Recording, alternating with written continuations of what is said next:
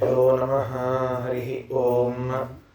नारायणाय परिपूर्णगुणार्णवाय विश्वोदयस्थितिलयोन्नियतिप्रदाय ज्ञानप्रदाय विबुधासुरसौख्यदुःखसत्कारणाय वितताय नमो नमस्ते। यस्याः कटाक्षमात्रेण ब्रह्मरुद्रेन्द्रपूर्वकाः सुराः स्वीयपदान्यापुः सा लक्ष्मी मे प्रसीदतु। प्रथमो हनुमान् नाम द्वितीयो भीम एव च पूर्णप्रज्ञस्तृतीयस्तु भगवत्कार्यसाधकः।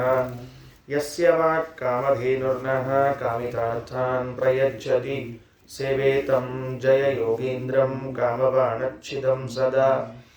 अस्मद्गुरुसमारम्भां टीकाकृत्पादमध्यगां श्रीमदाचार्यपर्यन्तां वन्दे गुरुपरम्परां। श्रीगुरुभ्यो नमः।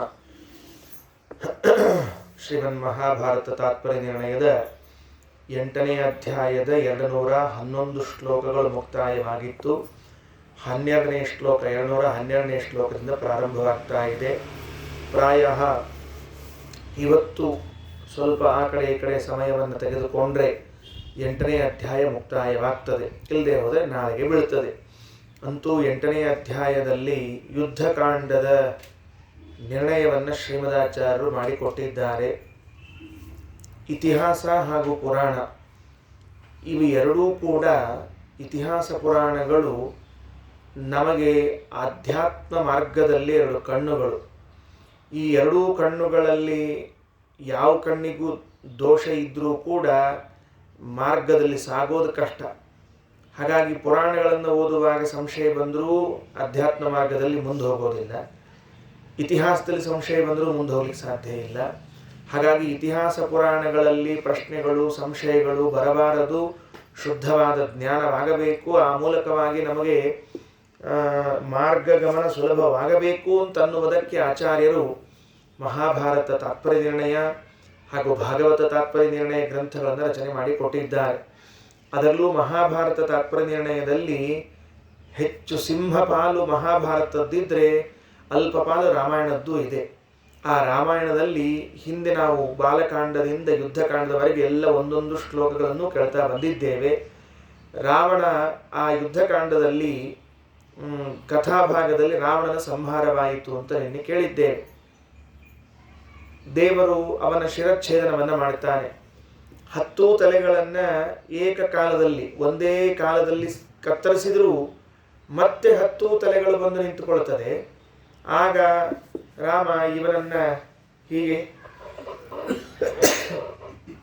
ಕೊಲ್ತಾ ಹೋದರೆ ಇದು ಮುಗಿಯುವುದಿಲ್ಲ. ಯಾಕಂದರೆ ಪ್ರತಿ ಬಾರಿ ತಲೆಯನ್ನು ಕತ್ತರಿಸುವುದು, ಆ ತಲೆಗಳೆಲ್ಲ ಪುನಃ ಜೋಡಿಕೊಳ್ಳುವುದು ಹೀಗಾಗ್ತದೆ. ಅದಕ್ಕಿಂತಲೂ ಇವನ ಹೃದಯವನ್ನು ಭೇದನೆ ಮಾಡಿದರಾಯಿತು ಅಂತ ಹೃದಯಕ್ಕೆ ಬಾಣವನ್ನು ಪ್ರಯೋಗ ಮಾಡಿದ್ದಾನೆ. ಹೃದಯ ಕತ್ತರಿಸಿಕೊಂಡು ಹೋಯಿತು, ಎದೆ ಸೀಳಿಕೊಂಡು ಹೋಯಿತು, ಕೆಳಗಡೆಗೆ ಬಿದ್ದ ಮೃತನಾಗಿದ್ದಾನೆ ಅಂತ ಕೇಳಿದ್ದೇವೆ. ದೇವತೆಗಳೆಲ್ಲ ಬಂದು ಭಗವಂತನ ಸ್ತೋತ್ರವನ್ನು ಮಾಡ್ತಾ ಇದ್ದಾರೆ. ಅದರಲ್ಲೂ ವಿಶೇಷವಾಗಿ ಚತುರ್ಮುಖ ಬ್ರಹ್ಮದೇವರು ಪ್ರಧಾನರಾದವರು ರಾಮಚಂದ್ರನ ಸ್ತೋತ್ರವನ್ನು ಮಾಡಿದ ಮಾತನ್ನು ಕೇಳ್ತೇವೆ. ಅಥೈ ನಮಸ್ತೌತ್ ಪಿತರಂ ಕೃತಾಂಜಲಿ ಗುಣಾಭಿರಾಮಂ ಜಗತಃ ಪಿತಾಮಹಃ ಜಿತಂ ಜಿತಂತೆ ಜಿತಲೋಕ ಭಾವನ ಪ್ರಪನ್ನ ಪಾಲಾಯನ ತಸ್ಮತೆ ಭಯಂ. ಅಥ ಏನಂ ಅಸ್ತೌತ ಪಿತರಂ, ತನ್ನ ತಂದೆ ಬ್ರಹ್ಮದೇವರಿಗೆ ಪಿತೃ ತಂದೆಯಾಗಿರುವಂತಹ ಭಗವಂತ ರಾಮಚಂದ್ರನಲ್ಲಿ ಬಂದು ಕೃತಾಂಜಲಿ, ಎರಡೂ ಕೈಗಳನ್ನು ಜೋಡಿಸಿಕೊಂಡು ಯುದ್ಧ ಭೂಮಿಯಲ್ಲಿ ಲಂಕಾಪಟ್ಟಣದಲ್ಲಿ ಶ್ರೀರಾಮಚಂದ್ರ ನಿಂತಿದ್ದಿದ್ರೆ ಆ ಸಂದರ್ಭದಲ್ಲಿ ಬಂದು ಕೈ ಜೋಡಿಸಿಕೊಂಡು ಸ್ತೋತ್ರ ಮಾಡ್ತಾರೆ. ಜಗತಃ ಪಿತಾಮಹ, ಜಗತ್ತಿಗೆ ಅಜ್ಜನ ಸ್ಥಾನದಲ್ಲಿ ಇದ್ದವರು. ಪಿತಾಮಹ ಅಂತ ಕರ್ಸ್ಕೋತಾರೆ, ಅವ್ರಿಗೆ ಹೆಸರೇ ಪಿತಾಮಹ. ಅಜ್ಜನ ಸ್ಥಾನ ಏನು, ಅವರೇ ಸೃಷ್ಟಿಕರ್ತೃಗಳು. ಆದರೂ ಜಗತಃ ಪಿತಾಮಹ ಅಂತ ಕರೆಸಿಕೊಂಡು ಇದ್ದವರು ಭಗವಂತನ ಸ್ತೋತ್ರ ಮಾಡಿದರಂತೆ. ಹೇಗಿದ್ದ ರಾಮ ಅಂದರೆ ಗುಣಾಭಿರಾಮಂ, ಗುಣಗಳಿಂದ ಮನೋಹರನಾಗಿದ್ದಾನೆ. ಅಭಿರಾಮ ಅಭಿರಾಮ ಅಂದರೆ ಮನಸ್ಸನ್ನು ಸೆಳೆದು ಹಾಕುವಂಥ ಗುಣಾಭಿರಾಮ, ಆ ಗುಣಗಳಿಂದ ರಮಣೀಯನಾಗಿರುವಂಥ ಅವನನ್ನು ಸ್ತೋತ್ರ ಮಾಡ್ತಾರೆ. ಏನು ಸ್ತೋತ್ರ? ಜಿತಂ ಜಿತಂತೆ ಜಿತ ಲೋಕಭಾವನ, ಹೇ ಅಜಿತ, ಸೋಲಿಲ್ಲದವನೇ, ಎಂದೂ ನಿನಗೆ ಪರಾಜಯ ಅಂತ ಇಲ್ಲ. ಪರಮಾತ್ಮನ ಕಥೆಯನ್ನು ಕೇಳಿದ್ದೇವೆ. ಪರಮಾತ್ಮನ ಕಥೆಯಲ್ಲಿ ದೇವರು ಇಂಥಲ್ಲಿ ಒಂದು ಕಡೆಗೆ ಸೋತು ಹೋದ ಅಂತನ್ನುವ ಇತಿಹಾಸವನ್ನು ಕೇಳಿದರೆ ಅದು ನಾವು ಕೇಳಿಸಿಕೊಂಡದ್ದು ಸರಿಯಿಲ್ಲ ಅಂತ ಅನ್ನಬೇಕೆ ಹೊರತಾಗಿ ದೇವರಿಗೆ ಸೋಲಾಯಿತು ಅಂತ ಇಲ್ಲ. ಹಾಗಾಗಿ ಜಿತಂ ಜಿತಂ ತೇ ಲೋಕಭಾವನ, ನೀನು ಸರ್ವೋತ್ತಮ, ಜಗತ್ತನ ನೀನು ಸದಾ ಜಯಶೀಲ, ಜಿತ ಜಯಶೀಲನಾಗಿದ್ದೀಯ, ಲೋಕವನ್ನೇ ನಿರ್ಮಾಣ ಮಾಡುವಂಥವನು, ಪ್ರಪನ್ನ ಪಾಲಾಯ, ನಿನಗೆ ಯಾರ್ಯಾರು ಶರಣಾಗ್ತಾರೋ ಅವರಿಗೆಲ್ಲ ನೀನು ರಕ್ಷಣೆಯನ್ನು ಮಾಡ್ತಾ ಇದ್ದೀಯ. ನತಾಸ್ಮತೆ ಭಯಂ, ನಿನಗೆ ನಾವು ನಮಸ್ಕಾರವನ್ನು ಮಾಡ್ತೇವೆ ಅಂತ ಮೊದಲು ಹೇಳಿದರು. ಮುಂದೆ ತ್ವಮೇಕ ಈಶೋಸಿ ನ ಚಾದಿರಂತಸ್ತವೇಡ್ಯ ಕಾಲೇನ ತಥೈವ ದೇಶತಃ ಗುಣಾಹ್ಯಗಣ್ಯಾಸ್ತವತೇಪ್ಯನಂತಾಃ ಪ್ರತ್ಯೇಕಶ್ಚಾದಿ ವಿನಾಶವರ್ಜಿತಾಃ. ತ್ವಮೇಕ ಈಶೋಸಿ, ನೀನೊಬ್ಬನೇ ಜಗತ್ತಿಗೆ ಮುಖ್ಯಸ್ವಾಮಿಯಾಗಿದ್ದೀಯ. ನ ಚ ಆದಿರಂತಹ, ನಿನಗೆ ಆದಿಯಾಗಲಿ ಅಂತ್ಯವಾಗಲಿ ಇಲ್ಲ. ಈಡ್ಯ ಸ್ತುತ್ಯನಾದವನೇ. ಯಾವುದರಿಂದ ಆದಿ ಯಾವುದರಿಂದ ಅಂತ್ಯ ಅಂದರೆ ಕಾಲೇನ ದೇಶತಃ, ಕಾಲದಲ್ಲಿ ಇಂತಹ ಕಾಲದಲ್ಲಿ ರಾಮ ಹುಟ್ಟಿದ, ಇಂತಹ ಕಾಲದಲ್ಲಿ ರಾಮ ಹೊರಟು ಹೋದ ಅಂತ ಇಲ್ಲ. ಇಂತಹ ದೇಶದಲ್ಲಿ ಇದ್ದ, ಇಂತಹ ದೇಶದಲ್ಲಿ ಇಲ್ಲ ಅಂತ ಇಲ್ಲ. ಹಾಗಾಗಿ ಭಗವಂತ ಸರ್ವದೇಶ ಕಾಲಗಳಲ್ಲೂ ಇರುವಂಥವನಾಗಿದ್ದಾನೆ. ಗುಣಾಹ ಹ್ಯಗಣ್ಯಾಹ, ನಿನ್ನ ಗುಣಗಳು ಅನಂತ, ಅವೆಲ್ಲವೂ ತೇಪ್ಯನಂತಹ, ಮತ್ತ ಒಂದೊಂದು ಗುಣಗಳು ಅನಂತವಾಗಿ ಇವೆ. ಪ್ರತ್ಯೇಕಶ್ಚ ಆದಿವಿನಾಶ ವರ್ಜಿತಾ, ಎಲ್ಲ ಪ್ರತ್ಯೇಕವಾದ ಗುಣಗಳು ಹುಟ್ಟಿದ್ದು ಸತ್ತಿದ್ದು ಅಂತಿಲ್ಲವೇ ಇಲ್ಲ. ಹೀಗೆ ಸ್ತೋತ್ರ ಮಾಡ್ತಾ ಇದ್ದಾರೆ. ನಚೋದ್ಭವೋ ನೈವ ತಿರಸ್ಕೃತಿಸ್ತೆ ಕ್ವಚಿದ್ ಗುಣಾನಾಂ ಪರತಸ್ವತೋಪವಾ ತ್ವಮೇಕಾದ್ಯಃ ಪರಮಸ್ವತಂತ್ರೋ ಭೃತ್ಯಸ್ತವಾಹಂ ಶಿವಪೂರ್ವಕಾಶ್ಚಯೇ. ಸ್ವಾಮಿ, ನಿನ್ನ ಗುಣಗಳಿಗೆ ಸ್ವಾಭಾವಿಕ ಆಗಲಿ ಶಾಪ ಮೊದಲಾದ ಬೇರೆ ಕಾರಣಗಳಿಂದಾಗಲಿ ಎಂದೂ ಉತ್ಪತ್ತಿ ವಿನಾಶಗಳಿಲ್ಲ. ನೀನೊಬ್ಬನೇ ಪುರಾಣ ಪುರುಷ, ನೀನೊಬ್ಬನೇ ಸರ್ವೋತ್ತಮ, ನೀನೊಬ್ಬನೇ ಸ್ವತಂತ್ರ. ನಾನು ಶಿವ ಎಲ್ಲರೂ ನಿನ್ನ ಭೃತ್ಯರಾಗಿದ್ದೇವೆ, ನಿನ್ನ ದಾಸರಾಗಿದ್ದೇವೆ ಅಂತ ಸ್ತೋತ್ರ ಮಾಡಿಕೊಳ್ತಾ ಇದ್ದಾರೆ. ಯಥಾರ್ಚಿಶೋಗ್ನೇ ಪವನಸ್ಯ ವೇಗಾನ್ ಮರೀಚಯೋರ್ಕಸ್ಯ ನದೀಷು ಚಾಪಃ ಗಚ್ಚಂತಿ ಚಾಯಾಂತಿ ಚ ಸಂತತಾಶ್ಚ ತದ್ವನ್ಮದಾದ್ಯಾ ಶಿವಪೂರ್ವಕಾಶ್ಚಗೆ. ಹೇಗೆ ಗಾಳಿಯ ಸೆಳೆತಕ್ಕೆ ಅಗ್ನಿಯ ಕಿಡಿಗಳೆಲ್ಲ ಹೊರಗೆ ಬರ್ತಾವೋ, ರವಿಯ ಕಿರಣಗಳು ನದಿಯಲ್ಲಿ ಜಲಗಳಂತೆ ಅನಾದಿ ಕಾಲದಿಂದ ನಾವೆಲ್ಲ ದೇವತೆಗಳು ಕೂಡ ನಿನ್ನಲ್ಲಿ ಬರ್ತೇವೆ ಹೋಗ್ತೇವೆ, ನಾವ್ಯಾರು ಸ್ವತಂತ್ರರಾಗಿ ಇಲ್ಲವೇ ಇಲ್ಲ. ಏಕೇತ ಮುಕ್ತ ಸ್ತುತಯೇ ಚ ಬದ್ಧ ಸರ್ವೇ ತವೇ ಶೇಷವಸೇ ಸದೈವ ವಯಂ ಸದಾ ತದ್ಗುಣಪೂಗ ಮುಚ್ಚೈ ಸರ್ವ ವದಂತೋಪಿ ನ ಪಾರಗಾಮಿನಃ. ಹೇ ಈಶಾ, ಯಾರ್ಯಾರು ಮುಕ್ತರಾಗಿದ್ದಾರೋ ಮತ್ತು ಯಾರು ಸಂಸಾರದಲ್ಲಿದ್ದಾರೋ ಅವರೆಲ್ಲರೂ ಯಾವಾಗಲೂ ನಿನ್ನ ಅಧೀನರೇ ಆಗಿದ್ದಾರೆ. ನಿನ್ನ ಗುಣಗಳನ್ನು ಸದಾ ಎಣಿಸ್ತಾ ಇದ್ರೂ ಕೂಡ ಅದರ ಪಾರವನ್ನು ಗಂಡವರು ಯಾರೂ ಇಲ್ಲ. ಕಿಮೇಶ ಈದೃಗ್ಗುಣಕಸ್ಯತೆ ಪ್ರಭೋ ರಕ್ಷೋ ವಧೋಶೇಷ ಸುರಪ್ರಪಾಲನಂ ಅನನ್ಯ ಸಾಧ್ಯಂ ಹಿ ತಥಾಪಿ ತದ್ವಯಂ ಕೃತಂ ತ್ವಯಾ ತಸ್ಯ ನಮೋ ನಮಸ್ತೆ. ಹೇ ಪ್ರಭು, ಇಂಥ ಗುಣಗಳನ್ನು ಹೊಂದಿರುವಂಥ ನಿನಗೆ ಈ ರಾಕ್ಷಸರ ಸಂಹಾರ, ಅಶೇಷ ಸುರಪ್ರಪಾಲನಂ ಸಕಲ ದೇವತೆಗಳ ರಕ್ಷಣೆ ಇವೆರಡೂ ಅಸಾಧ್ಯ ಏನು? ಆದರೂ ಕೂಡ ನೀನೀಗ ಮಾಡಿದ್ದೀಯ, ಅಂಥ ನಿನಗೆ ನಮಸ್ಕಾರ ಅಂತ ಇಲ್ಲಿಗೆ ಸ್ತೋತ್ರವನ್ನು ಮುಕ್ತಾಯ ಮಾಡ್ತಾರೆ. ಆ ಸ್ತೋತ್ರಗಳಲ್ಲಿ ಅನೇಕ ಗುಣಗಳನ್ನು ನಾವು ಬೇರೆ ಬೇರೆ ಸಂದರ್ಭದಲ್ಲಿ ಕೇಳಿರ್ತೇವಾದ್ದರಿಂದ ಹೆಚ್ಚು ವಿಸ್ತಾರ ಮಾಡಿಲ್ಲ, ಕೇವಲ ಶ್ಲೋಕ ಓದಿ ಅರ್ಥಾನುವಾದವನ್ನು ಹೇಳಿದ್ದೇನೆ.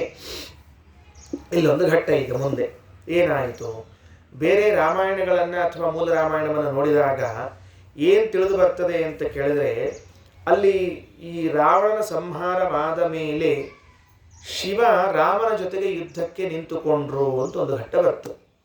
ಈ ಬ್ರಹ್ಮದೇವರು ಸ್ತೋತ್ರ ಮಾಡಿ ಆಯಿತು. ಅವರೊಂದು 7-8 ಶ್ಲೋಕಗಳಲ್ಲಿ, ಅಂದರೆ ಆಚಾರ್ಯರು ಸಂಗ್ರಹ ಮಾಡಿದ ಅಂಶ ಅದು.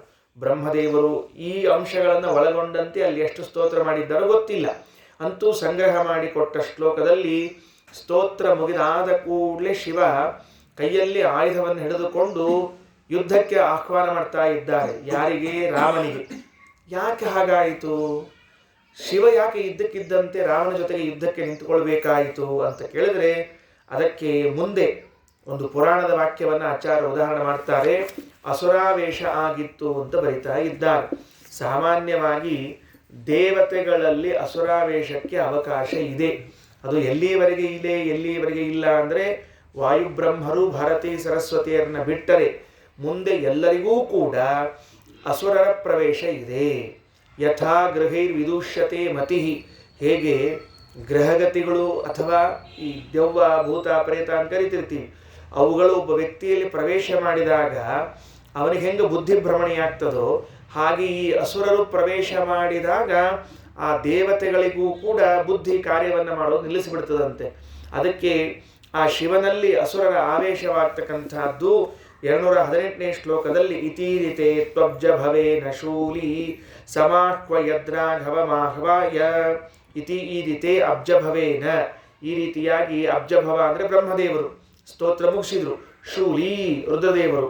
ಸಮಾಹ್ವಯತ್ ಬಾಯಿಲಿ ಯುದ್ಧಕ್ಕೆ, ಯಾರಿಗೆ? ರಾಘವಂ ರಾಮಚಂದ್ರನನ್ನು ಆಹವಾಯ ಯುದ್ಧಕ್ಕಾಗಿ ಕರೆದರಂತೆ. ಯಾಕೆ ಕರೆದ್ರು? ಅಲ್ಲ, ಅಸುರಾವೇಶ ಆಗಲಿ ಬೇಡ ಅಂದಿಲ್ಲ. ಕರೀಲಿಕ್ಕೇನು ಕಾರಣ ಅಂತಂದರೆ ವರಂ ಮದೀಯಂ ತ್ವಗಣಯ್ಯ ರಕ್ಷಃ ಹತಂ ತ್ವಯಾ ತೇನ ರಣಾಯ ಮೈಹಿ. ನೋಡು, ನಾನು ರಾವಣನಿಗೆ ಒಂದು ವರ ಕೊಟ್ಟಿದ್ದೆ. ಏನು ರಾವಣನಿಗೆ ವರ ಕೊಟ್ಟಿದ್ದೆ ಅಂತ ಕೇಳಿದರೆ, ನಿನ್ನನ್ನು ಯಾರೂ ಸೋಲಿಸುವುದಿಲ್ಲ, ನಿನ್ನನ್ನು ಯಾರೂ ಸಾಯಿಸುವುದಿಲ್ಲ ಅಂತ ನಾನು ರಾವಣನಿಗೆ ವರ ಕೊಟ್ಟುಬಿಟ್ಟಿದ್ದೆ. ಅಂಥ ನನ್ನ ವರವನ್ನು ಮೀರಿ ಅದು ಹೇಗೆ ನೀನು ರಾವಣನನ್ನು ಕೊಂದಿ? ಇದು ಮೂಲಭೂತವಾದ ಪ್ರಶ್ನೆ. ಕೇಳಲೇಬಾರದು, ಕೇಳೋ ಪ್ರಸಂಗನೇ ಇಲ್ಲ. ತಾರತಮ್ಯ ಅಂತ ಅನ್ನೋದು ಒಂದು ಇದ್ದದ್ದರಿಂದ ತಾರತಮ್ಯದಲ್ಲಿ ಶಿವನ ಮೇಲೆ ಚತುರ್ಮುಖ, ಚತುರ್ಮುಖನ ಮೇಲೆ ನಾರಾಯಣ, ಇದು ಸಕಲ ವೇದಗಳಲ್ಲೂ ಸಕಲ ಪುರಾಣಗಳಲ್ಲೂ ಸಿದ್ಧವಾದ ಅಂಶ. ಹಾಗಿದ್ರೂ ಶಿವ ಕೇಳುತ್ತಾರೆ, ನಾನು ಕೊಟ್ಟ ವರವನ್ನು ಮೀರಿ ಅವನನ್ನು ಹೇಗೆ ಕೊಂದಿ ನೀನು? ಅದಕ್ಕಾಗಿ ನನ್ನ ಜೊತೆಗೆ ಯುದ್ಧಕ್ಕೆ ಬಾ ಅಂತ. ಅಂದರೆ ಒಂದು ನನ್ನ ಭಕ್ತನ ಹೊಡೆದದ್ದಲ್ಲದೆ ನನ್ನ ವರವನ್ನು ಮೀರಿದ್ದಲ್ಲದೆ ಇದ್ದೀಯಾ, ಯುದ್ಧಕ್ಕೆ ಬಾ ಅಂತ ಕರೀತಾ ಇದ್ದಾರೆ. ದೇವರಂದರು ಕ್ಷಣ ಕ್ಷಣ ಭಾಳ ಹೊತ್ತು ಇರಬಾರ್ದಂತೆ. ದೇವತೆಗಳಲ್ಲಿ ಅಸುರಾವೇಶ ಎಷ್ಟೊತ್ತಿರ್ತದೆ? 1 ಸೆಕೆಂಡ್ 2 ಸೆಕೆಂಡು, ಭಾಳ ಹೊತ್ತಿರೋದಿಲ್ಲ, ಸ್ವಲ್ಪ ಹೊತ್ತು ಬಂದು ಹೋಗ್ಬಿಡ್ತಿರ್ತದೆ. ಮತ್ತು ನಮ್ಮಲ್ಲಿ ಎಷ್ಟೊತ್ತಿರ್ತದೆ ಅಂತ ಕೇಳಿಕ್ಕೆ ಹೋಗಬಾರ್ದ್ರಿ. ಇಲ್ಲೇ ಇರೋ ಟೈಮ್ ಅಂತ ಇರಂಗಿಲ್ರಿ, ಅವಾಗವಾಗ ಹೋಗಿರ್ತದೆ ಅದು ಅಸುರಾವೇಶ. ಅವಾಗವಾಗ ಹೊತ್ತನಾಗ ಎಲ್ಲ ಕಡೆ ಇರ್ತದೆ. ಯಾಕಂದರೆ ಎಷ್ಟು ತಪ್ಪು ಕೆಲಸ ಮಾಡ್ತಿರ್ತೀವಿ, ಎಷ್ಟು ದುಷ್ಟ ಕೆಲಸ ಮಾಡ್ತಿರ್ತೀವಿ ನೋಡ್ರಿ ಎಲ್ಲರೂ. ಆದ್ದರಿಂದ ಅದಕ್ಕೆ ಹೇಳಿದರು, ಸಾಕು ಅಷ್ಟೇ. ಎಷ್ಟು ಕ್ಷಣ ಅವರಲ್ಲಿ ಅಸುರಾವೇಶಕ್ಕೆ ಅವಕಾಶ ಇತ್ತು ಭಗವಂತನ ವಿರೋಧವನ್ನು ಮಾಡಿದರು. ವಿರೋಧ ಏನು? ನಾನು ಕೊಟ್ಟ ವರವನ್ನು ಮೀರಿದ್ದೀಯಲ್ಲ ಅಂತನ್ನುವ ಒಂದು ಮಾತು, ಜೊತೆಗೆ ನನ್ನ ಭಕ್ತನಾದ ರಾವಣನನ್ನು ನೀನು ಕೊಂದಿದ್ದೀಯಾ ಅಂತ ಅನ್ನೋದು ಎರಡನೇದು. ಅದಕ್ಕೆ ಯುದ್ಧಕ್ಕೆ ನಿಂತರೆ ಪರಮಾತ್ಮ ರಾಮಚಂದ್ರ ಇತೀರಿತೆ ಸ್ತ್ವತ್ಯಭಿದಾಯ ರಾಘವೋ, ಹೌದಾ, ಆಯ್ತಪ್ಪ, ಅವಶ್ಯವಾಗಿ ಆಗಲಿ, ಬಾ ಯುದ್ಧ ಮಾಡ್ತೇನೆ ಅಂತ ಹೇಳಿ ರಾಮಚಂದ್ರ ಧನು ಪ್ರಗಹ್ಯಾಶು ಶರಂಚ ಸಂಧದೆ, ಬಿಲ್ಲನ್ನು ಹಗ್ಗವನ್ನು ಹೂಡಿ ಕೈಗೆತ್ತಿಕೊಂಡು ಅದರಲ್ಲಿ ಬಾಣವನ್ನು ಹೂಡಿ ವಿಕೃಷ್ಯಮಾಣಿ ಆ ಧನಸ್ಸನ್ನು ಎಳೆದಂತೆ. ಅಷ್ಟೇ, ಬೇರೇನು ಮಾಡಲಿಲ್ಲ. ಮತ್ತೆ ಆ ಕೈಯಲ್ಲಿ ಬಿಲ್ಲು ಹಿಡ್ಕೊಂಡು ಅದಕ್ಕೆ ಬಾಣ ಹೂಡಿ ಎಳೆದ. ವಿಕೃಷ್ಯಮಾಣಿ ಚಲಿತ ವಸುಂಧರ. ಆಶ್ಚರ್ಯ ಸುದ್ದಿ, ಇಡೀ ಭೂಮಿ ಕಂಪಿಸ್ಲಿಕ್ಕೆ ಶುರುವಾಯಿತಂತೆ. ಈ ತರಹದ ಅಂಶವನ್ನು ನಾವು ಹಿಂದೆಂದೂ ಕೇಳಿಲ್ರಿ. ಏನು ಕೇಳಿಲ್ಲ ಅಂತಂದರೆ, ರಾಮ ಬಿಲ್ಲಿಗೆ ಬಾಣವನ್ನು ಹೂಡಿ ಸೆಳೆದ್ರೆ ಇಡೀ ಭೂಮಿ ಕಂಪಿಸಿತು ಅನ್ನುವಂಥ ಮಾತನ್ನು ಕೇಳಿಲ್ಲ. ಇದೇ ಮೊಟ್ಟ ಮೊದಲ ಸರ್ತಿ ಕೇಳುವಂತಹದ್ದು. ಧರ ವಸುಂಧರ ಪಪಾತ ರುದ್ರೋಪಿ ಧರ ಪ್ರಕಂಪತಃ. ಆ ಭೂಮಿ ನಡಗಿದ್ದಕ್ಕಾಗಿ ಶಿವನೂ ಕೂಡ ನೆಲಕ್ಕೆ ಉರುಳಿಬಿಟ್ರಂತೆ. ಸಹಜ, ಭೂಮಿ ಮೇಲೆ ನಿಂತಾಗ ಮತ್ತೆ ಅವ್ರು ಉರುಳಬೇಕಲ್ಲ. ಮತ್ತೆ ಅದಕ್ಕೆ ಯಾವ ವ್ಯಕ್ತಿ ರಾಮಚಂದ್ರ ಕೈಯಲ್ಲಿ ಬಿಲ್ಲನ್ನು ಹಿಡಿದು ಬಾಣವನ್ನು ಹೂಡಿ ಎಳೆದನೋ ಅದರ ಎಳೆತಕ್ಕೆ ಇಡೀ ಭೂಮಿ ಕಂಪಿಸಿದಾಗ ಭೂಮಿಯ ಮೇಲೆ ನಿಂತಿರುವಂತಹ ಶಿವನೂ ಕೂಡ ಕೆಳಗಡೆಗೆ ಉರುಳಿದ್ದಾನೆ. ಮುಂದೇನಾಯಿತು? 20ನೇ ಪದ್ಯ. ಅಥೋತ್ಥಿತಶ್ಚ ಸುರಭಾವವರ್ಜಿತಃ ಕ್ಷಮಸ್ವ ದೇವೇತಿ ನನಾಮ ಪಾದಯೋಃ ಉವಾಚ ತ್ವದ್ವಶಗೋಸ್ಮಿ ಸರ್ವದಾ ಪ್ರಸೀದ ಮೇ ತ್ವದ್ವಿಷಯಂ ಮನಃ ಕುರು. ಅಥೋ ಉತ್ಥಿತಃ, ಎದ್ದು ಕೂಡಲೇ ಅಸುರಭಾವವರ್ಜಿತಃ, ಪೂರ್ಣ ಅಸುರಾವೇಶ ಹೊರಟೋಯ್ತು. ಎಷ್ಟೊತ್ತರ ಇರೋದು? 1 ಕ್ಷಣ ಅಷ್ಟೇ. ಬಹಳ ಬೇಗನೆ ಪಶ್ಚಾತ್ತಾಪದಿಂದ ಬುದ್ಧಿ ಬಂದ್ಬಿಡ್ತದೆ ಅವರಿಗೆಲ್ಲ. ಕ್ಷಮಸ್ವ ದೇವೇತಿ ನನಾಮ ಪಾದಯೋಹೋ. ಸ್ವಾಮಿ ಪ್ರಭು ಶ್ರೀರಾಮ, ಕ್ಷಮಿಸಪ್ಪ, ಏನೋ ತಿಳಿಯದೆ ಮಾಡಿಬಿಟ್ಟೆ. ಉವಾಚ, ಏನು ಹೇಳ್ತಾರೆ? ತ್ವದ್ವಶಗೋಸ್ಮಿ ಸರ್ವದಾ, ಯಾವಾಗಲೂ ನಿನ್ನ ಅಧೀನನಾಗಿ ಇದ್ದೇನೆ. ಪ್ರಸೀದಮೆ, ನನ್ನ ಮೇಲೆ ಪ್ರಸನ್ನನಾಗು, ಅನುಗ್ರಹಿಸು. ಏನು ಮಾಡಬೇಕು? ತ್ವದ್ವಿಷಯ ಮನಃಕುರು, ಸದಾ ನನ್ನ ಮನಸ್ಸು ನಿನ್ನಲ್ಲಿ ಇರುವಂತೆ ಅನುಗ್ರಹ ಮಾಡು. ಸದಾ ನನ್ನ ಮನಸ್ಸು ನಿನ್ನಲ್ಲಿ ಇರುವಂತೆ ಅನುಗ್ರಹ ಮಾಡು. ಅಂದರೆ ಯಾಕೆ ಈ ಪ್ರಾರ್ಥನೆಯನ್ನು ಮಾಡಿಕೊಂಡ್ರು? ಹಿಂದಿನ ಮಾತನ್ನು ನೋಡಿದಾಗ ಆ ಒಂದು ಕ್ಷಣ ಭಗವಂತನಿಂದ ಮನಸ್ಸು ಹೋಗಿತ್ತಲ್ಲ, ಅದು ಹೋದದ್ದಕ್ಕೇನೆ ಭಗವಂತನ ವಿರುದ್ಧವಾಗಿ ಯುದ್ಧ ಮಾಡ್ಲಿಕ್ಕೆ ನಿಲ್ಲಬೇಕು ಅಂತ ಬುದ್ಧಿ ಬಂದದ್ದು. ಯಾವಾಗ ಭಗವಂತನಲ್ಲಿ ಮನಸ್ಸನ್ನು ಇಡ್ತೇವೆ ಆಗ ಇಂತಹ ದುರ್ಬುದ್ಧಿಗಳೆಲ್ಲ ಬರೋದಿಲ್ಲ. ನಮಗೂ ಜೀವನದಲ್ಲಿ ಯಾವಾಗೋ ಏನೇನೋ ಬುದ್ಧಿಗಳು ಬರ್ತಿರ್ತದೆ, ದೇವರ ವಿರುದ್ಧವಾಗಿ ಮಾತಾಡ್ತಿರ್ತೇವೆ ನಾವೆಲ್ಲ, ಸಹಜ. ಯಾಕೆ? ಆ ಕ್ಷಣದಲ್ಲಿ ನಮ್ಮ ಮನಸ್ಸು ಭಗವಂತನನ್ನು ಬಿಟ್ಟು ಬೇರೆ ಕಡೆಗೆ ಬಂದಾಗಿದೆ. ಮತ್ತೆ ದೇವರಲ್ಲಿ ಕೇಳಿಕೊಳ್ಬೇಕು, ಸ್ವಾಮಿ ನಮ್ಮ ಮನಸ್ಸನ್ನು ನಿನ್ನಲ್ಲೇ ಇಡು. ಇಟ್ರೆ ನೀನು ವಿರೋಧ ಮಾಡಂಗಿಲ್ಲ, ಇಲ್ಲ ಅಂದ್ರೆ ನಾವು ಇಡೀ ಜೀವನ ನೀನು ವಿರೋಧನೇ ಮಾಡ್ಕೋತ ಕೂತಿರ್ತೀವಿ, ಮಾಡಿದರೆ ಅದಕ್ಕೆ ಫಲನೂ ಉಣ್ತಿರ್ತೀವಿ. ಮತ್ತೆ ಅದಕ್ಕಾಗಿ ಅಂತ ಇನ್ನಾದ ಮೇಲೆ ಅದಕ್ಕೆ ಒಂದು ಉಪನಿಷತ್ತಿದೆ, ತಲವಕಾರ ಉಪನಿಷತ್ತು ಅಂತ ಅದಕ್ಕೆ ಹೆಸರು, ಅಥವಾ ಕೇನೋಪನಿಷತ್ತು ಅಂತ ಕರೀತಾರೆ. ಈಶ ಉಪನಿಷತ್ತು ಮುಗಿದ ಮೇಲೆ ಕೇನ ಉಪನಿಷತ್ತು ಅಂತ ಬರ್ತದೆ. ಅದರಲ್ಲಿ ರುದ್ರದೇವರು ಬಂದು ಬ್ರಹ್ಮದೇವರಿಗೆ ಪ್ರಶ್ನೆ ಕೇಳುತ್ತಾರೆ. ಏನು ಪ್ರಶ್ನೆ ಕೇಳ್ತಾರೆ ಅಂದರೆ, ಎಲ್ಲ ಜಗತ್ತಿನಲ್ಲಿದ್ದ ಜೀವರಿಗಳ ಮನಸ್ಸನ್ನು ನಾನು ನಿಯಂತ್ರಣ ಮಾಡ್ತೇನೆ, ನನ್ನ ಕೈಯಲ್ಲಿದೆ.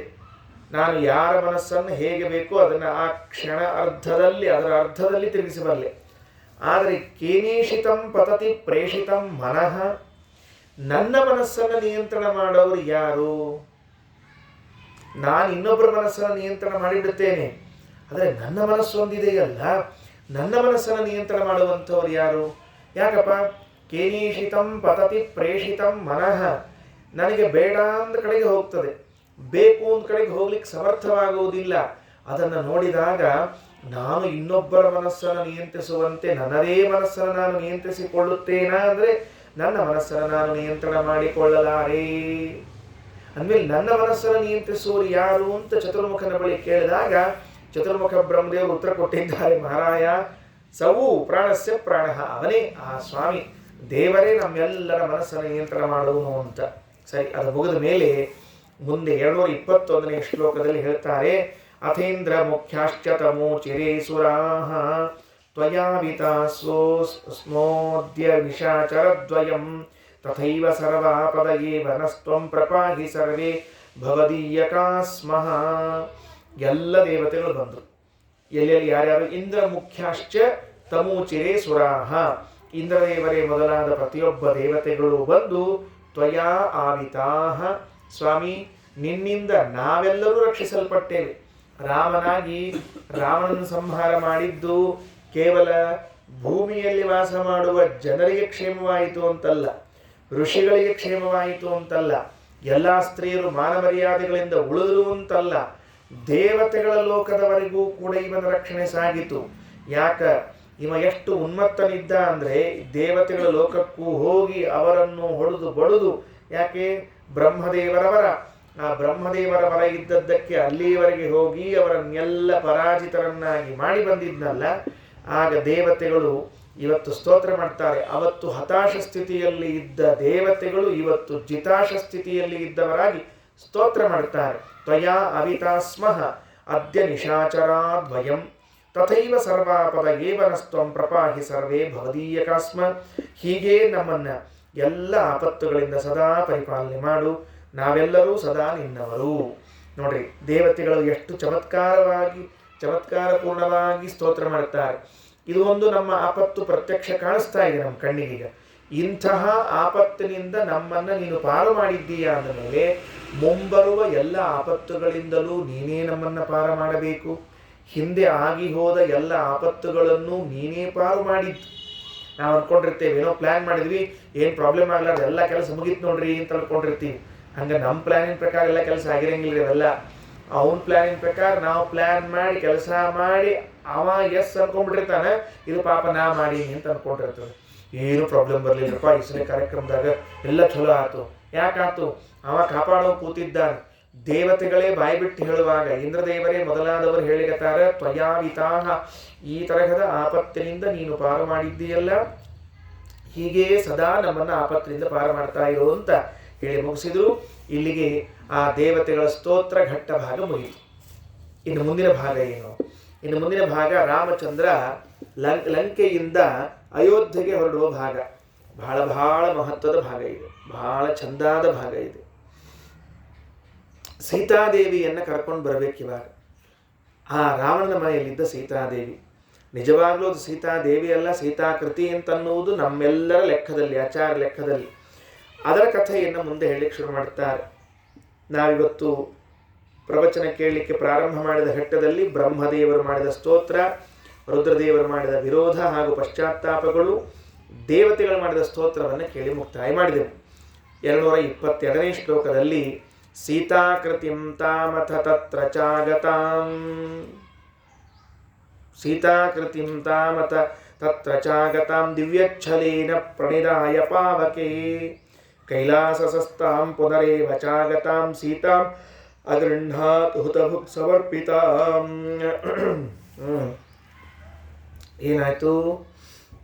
ಸೀತಾಕೃತಿಂ, ನಿಜವಾದ ಸೀತೆ ಅಲ್ಲ ಅವಳು, ಸೀತೆಯ ಆಕೃತಿ. ತಾಮಥ ತತ್ರ ಚಾಗತಾಂ, ಅಲ್ಲಿ ಬಂತು, ಕರ್ಕೊಂಡು ಬಂದು ಸೀತಾದೇವಿಯನ್ನ. ದಿವ್ಯಚ್ಛಲೇನ, ದಿವ್ಯ ಅಂದ್ರೇನು? ಅದು ಎರಡು ರೀತಿಯ ಅರ್ಥ ಇದೆ. ಒಂದು ಅಗ್ನಿ ಪ್ರವೇಶವನ್ನು ಮಾಡಬೇಕು, ಒಂದು ಪ್ರತಿಜ್ಞೆಯನ್ನು ಮಾಡಬೇಕು ಅಂತ. ಏನು ಪ್ರತಿಜ್ಞೆ, ಏನು ಅಗ್ನಿ ಪ್ರವೇಶ ಅಂತಂದರೆ ಸೀತಾದೇವಿ ಪರಿಶುದ್ಧಳಾಗಿದ್ದಾಳೆ ಅಂತನ್ನುವುದನ್ನು ತಿಳಿಸುವುದಕ್ಕಾಗಿ. ಇಲ್ಲಿ ಇದು ನಾವು ರಾಮಾಯಣ ಮಹಾಭಾರತವನ್ನು ನಮ್ಮದು ಅಂತ ಒಪ್ಪಿಕೊಂಡು ಶ್ರೀರಾಮಚಂದ್ರ ಮಾಡಿದ್ದು ಯಾವುದು ದೋಷದಿಂದ ಕೂಡಿದ ಕೆಲಸ ಅಲ್ಲ. ಸೀತೆಯನ್ನು ಹಾಗೆ ಪರೀಕ್ಷೆ ಮಾಡಿದ್ದು ಸರಿಯದ ಅಂತ ಒಪ್ಪಿಕೊಂಡು ಹೊರಟುಬಿಡ್ತೇವೆ. ಆದರೆ ಇತ್ತೀಚಿನ ಕೆಲವು ಸ್ವಲ್ಪ ವಿವೇಕ ಕಡಿಮೆ ಇರುವ ಅಥವಾ ವಿವೇಕ ಬಹಳ ಆಗಿರುವ, ಎರಡಕ್ಕೂ ಅವಿವೇಕಿಗಳು ಅಂತ ಕರಿಬೇಕು. ವಿವೇಕ ಇಲ್ಲದೆ ಇದ್ದವರು ಅವಿವೇಕಗಳು, ಅಧಿಕ ವಿವೇಕಿಗಳು ಅವಿವೇಕಿಗಳೇ. ಹಿಂಗಾದವ್ರು ಏನು ಪ್ರಶ್ನೆ ಅಂದ್ರೆ, ಅಲ್ರಿ ಸೀತಾನ ಪರೀಕ್ಷಾ ಮಾಡಿದಂಗೆ ರಾಮಂದು ಪರೀಕ್ಷಾ ಮಾಡಬೇಕು ಬೇಡ, ಮತ್ತು ಅವ ಏನು ಶುದ್ಧ ಇದ್ದ ಅಂತ ಅನ್ಬೇಕಾಗಿತ್ತು, ಮತ್ತು ಅವನು ಬೇಕಾಗಬೇಕಾಗಿತ್ತು. ಇಂಥವರೇ ಅಂದರೆ ಯಾವುದನ್ನು ಕೇಳಬೇಕು ಯಾವುದನ್ನು ಬಿಡಬೇಕು ಅಂತ ಗೊತ್ತೇ ಇಲ್ಲ. ರಾಮನ ಕಥಾಭಾಗ ಪ್ರತ್ಯಕ್ಷವಾಗಿ ವರದಿಯಾಗಿದೆ. ಇಲ್ಲಿದ್ದ ಇಲ್ಲಿದ್ದ ಇಲ್ಲಿದ್ದ ಇಲ್ಲಿದ್ದ ಅಂತ ತಿಳಿದುಕೊಂಡು ಇಲ್ಲಿ ಏನೂ ಪ್ರಸಂಗವೇ ಇಲ್ಲ. ಸೀತಾದೇವಿಯ ಕಥಾಭಾಗದಲ್ಲಿ ಅಪ್ರತ್ಯಕ್ಷವಾದ ಕೆಲವು ಘಟನೆಗಳಿದ್ದದ್ದರಿಂದಲೂ ಲೋಕದಲ್ಲಿ ಸಹಜವಾಗಿ ಸ್ತ್ರೀಯರ ಮೇಲೆ ಬೇಗನೆ ಶಂಕೆಗೆ ಒಳಗಾಗ್ತಾ ಇರುವುದರಿಂದಲೂ, ಪುರುಷರ ಮೇಲೆ ಶಂಕೆಗೆ ಒಳಗಾಗುವುದಿಲ್ಲ ಅಂತಲ್ಲ, ಸ್ತ್ರೀಯರ ಬಗ್ಗೆ ವಿಶೇಷವಾಗಿ ಆ ತರಹದ ಮಾತುಗಳು ಬರ್ತದೆ. ಆದ್ದರಿಂದಲೂ ನಾಳೆ ಅಯೋಧ್ಯೆಗೆ ಹೋದ ಮೇಲೆ ಯಾರೂ ಸೀತೆಯನ್ನು ಪ್ರಶ್ನಿಸಬಾರದು.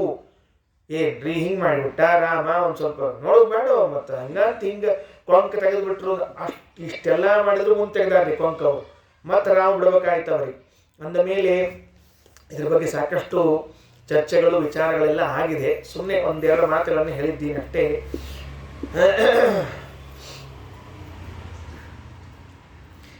ಈಗ ಆಚಾರ್ಯ ಹೇಳಿದ್ದು ಬಹಳ ಚಂದದೆ.